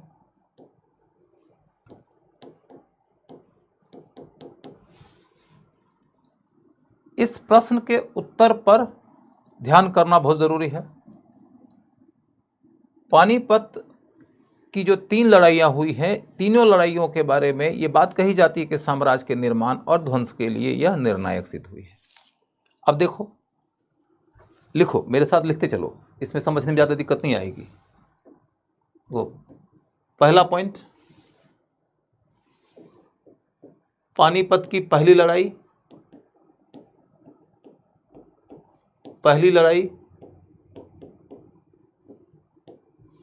में 1526 में दिल्ली सल्तनत की समाप्ति हुई। दिल्ली सल्तनत की समाप्ति और मुगल साम्राज्य की शुरुआत हुई। दिल्ली सल्तनत की समाप्ति और मुगल वंश की सत्ता की शुरुआत हुई। निर्णायक युद्ध होने का मतलब क्या होता है? अरे यार, इतना भी नहीं मालूम है। निर्णायक माने कि जो फैसला कर दे किसी के उत्थान का, किसी के पतन का। यार इतनी हिंदी तो सीखो भाई, मतलब इतनी दुर्गति खुद की क्यों कर रहे हो? इतनी हिंदी तो सीखो कि तुमको निर्णायक शब्द का अर्थ मालूम होना चाहिए, कि जिसके माध्यम से निर्णय हो जाता है कि कौन अब शासन करेगा, किसकी सत्ता समाप्त होगी। तो ये कि पानीपत की पहली लड़ाई में 1526 में दिल्ली सल्तनत की समाप्ति हुई और मुगल वंश की सत्ता की शुरुआत हुई। दूसरी लड़ाई में, अगला पॉइंट,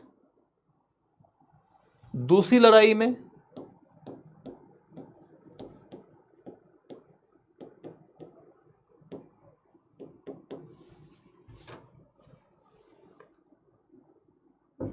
हेमचंद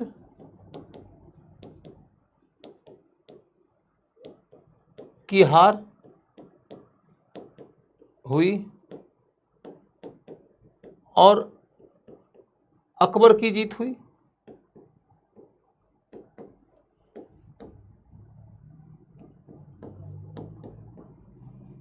हेमचंद की हार हुई और अकबर की जीत हुई।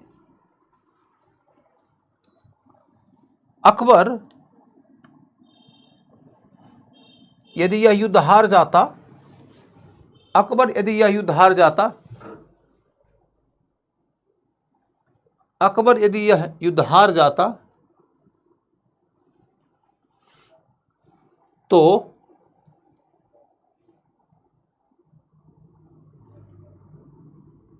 उसी समय हेमचंद के नेतृत्व में एक हिंदू शासन की सत्ता दिल्ली में स्थापित हो जाती।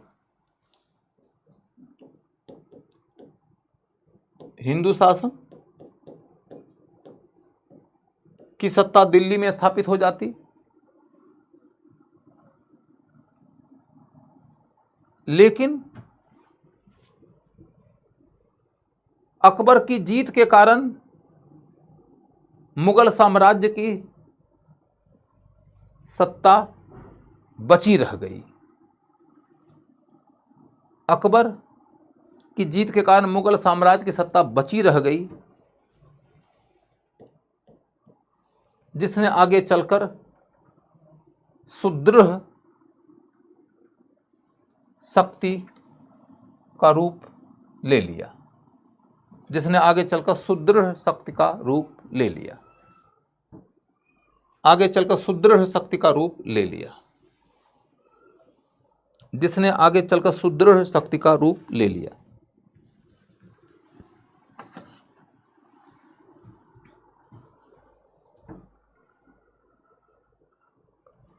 अगला लिखो, पानीपत की तीसरी लड़ाई में मराठा हारे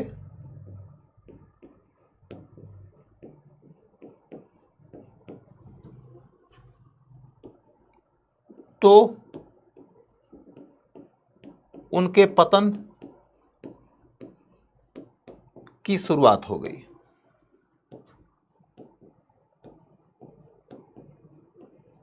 शुरुआत हो गई। मराठा हारे तो उनके पतन की शुरुआत हो गई। लेकिन यहां यह भी स्मरणीय है, लेकिन यहां यह भी स्मरणीय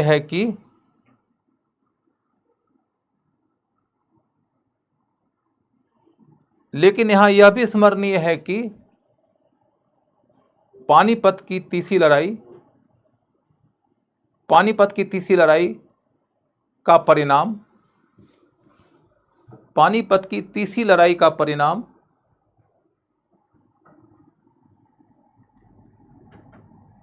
इसके पूर्व के युद्धों के समान नहीं हुआ था। इसके पूर्व के युद्धों के समान नहीं हुआ था। इसके पूर्व के युद्धों के समान नहीं हुआ था। मराठों का शासन अंततः 1818 में खत्म हुआ,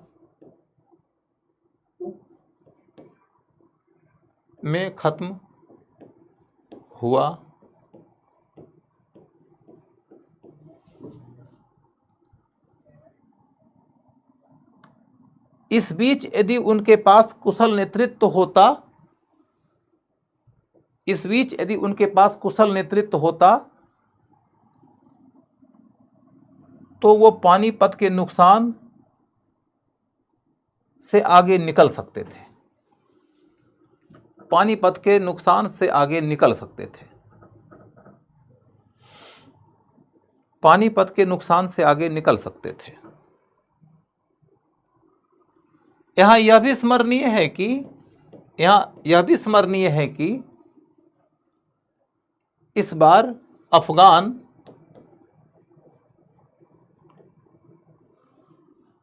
अफगान विजेता भारत में साम्राज्य का निर्माण नहीं किए। भारत में साम्राज्य का निर्माण नहीं किए।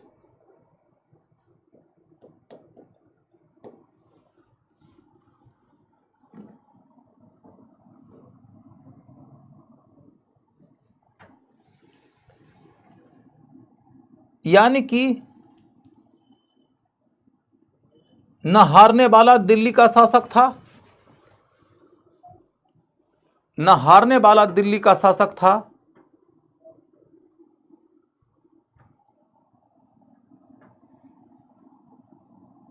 और न जीतने वाला दिल्ली पर शासन करना चाहता था, और न जीतने वाला दिल्ली पर शासन करना चाहता था, न हारने वाला दिल्ली का शासक था, न जीतने वाला दिल्ली पर शासन करना चाहता था। इसलिए यह युद्ध उतना निर्णायक नहीं हुआ जितना कि पहले दोनों युद्ध हुए थे।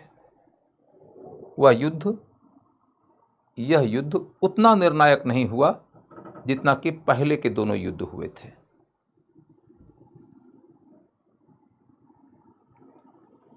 लेकिन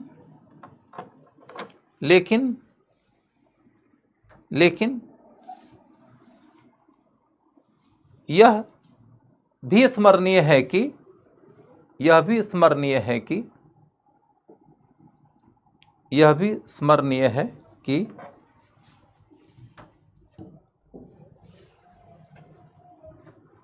इस युद्ध में हारने के बाद मराठा जब पतन की ओर मुड़े,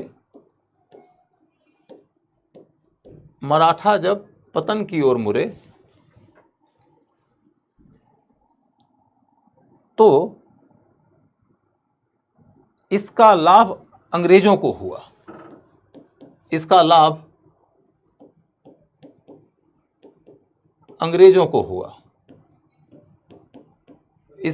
अंग्रेजों को हुआ।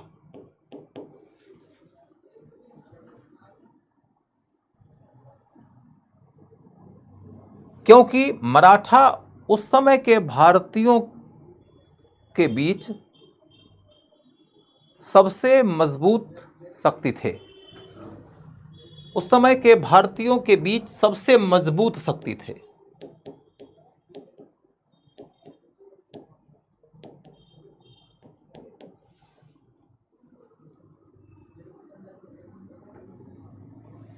लिखने का काम खत्म हो गया। अब बस 1 मिनट के लिए सुन लीजिए कि मराठा राज्य की स्थिति कुल मिला के ऐसी थी कि जब पानीपत में वो हारे तो इतिहासकार ने लिखा कि पानीपत में मराठों की हार से ये तो स्पष्ट नहीं हुआ था कि मुगलों के पतन से भारत में जो राजनीतिक बिखराव हुआ था, जो क्षेत्रीय कई सारे राज्य उभर कर आए थे, उनके बीच में से कौन उभरेगा और कौन पूरे भारत में या भारत के अधिकांश क्षेत्रों में फिर से शासन करेगा, यह स्पष्ट नहीं था। पानीपत की लड़ाई से यह तो स्पष्ट नहीं हुआ कि भारत में कौन शासन करेगा, लेकिन यह स्पष्ट हो गया कि कौन नहीं करेगा।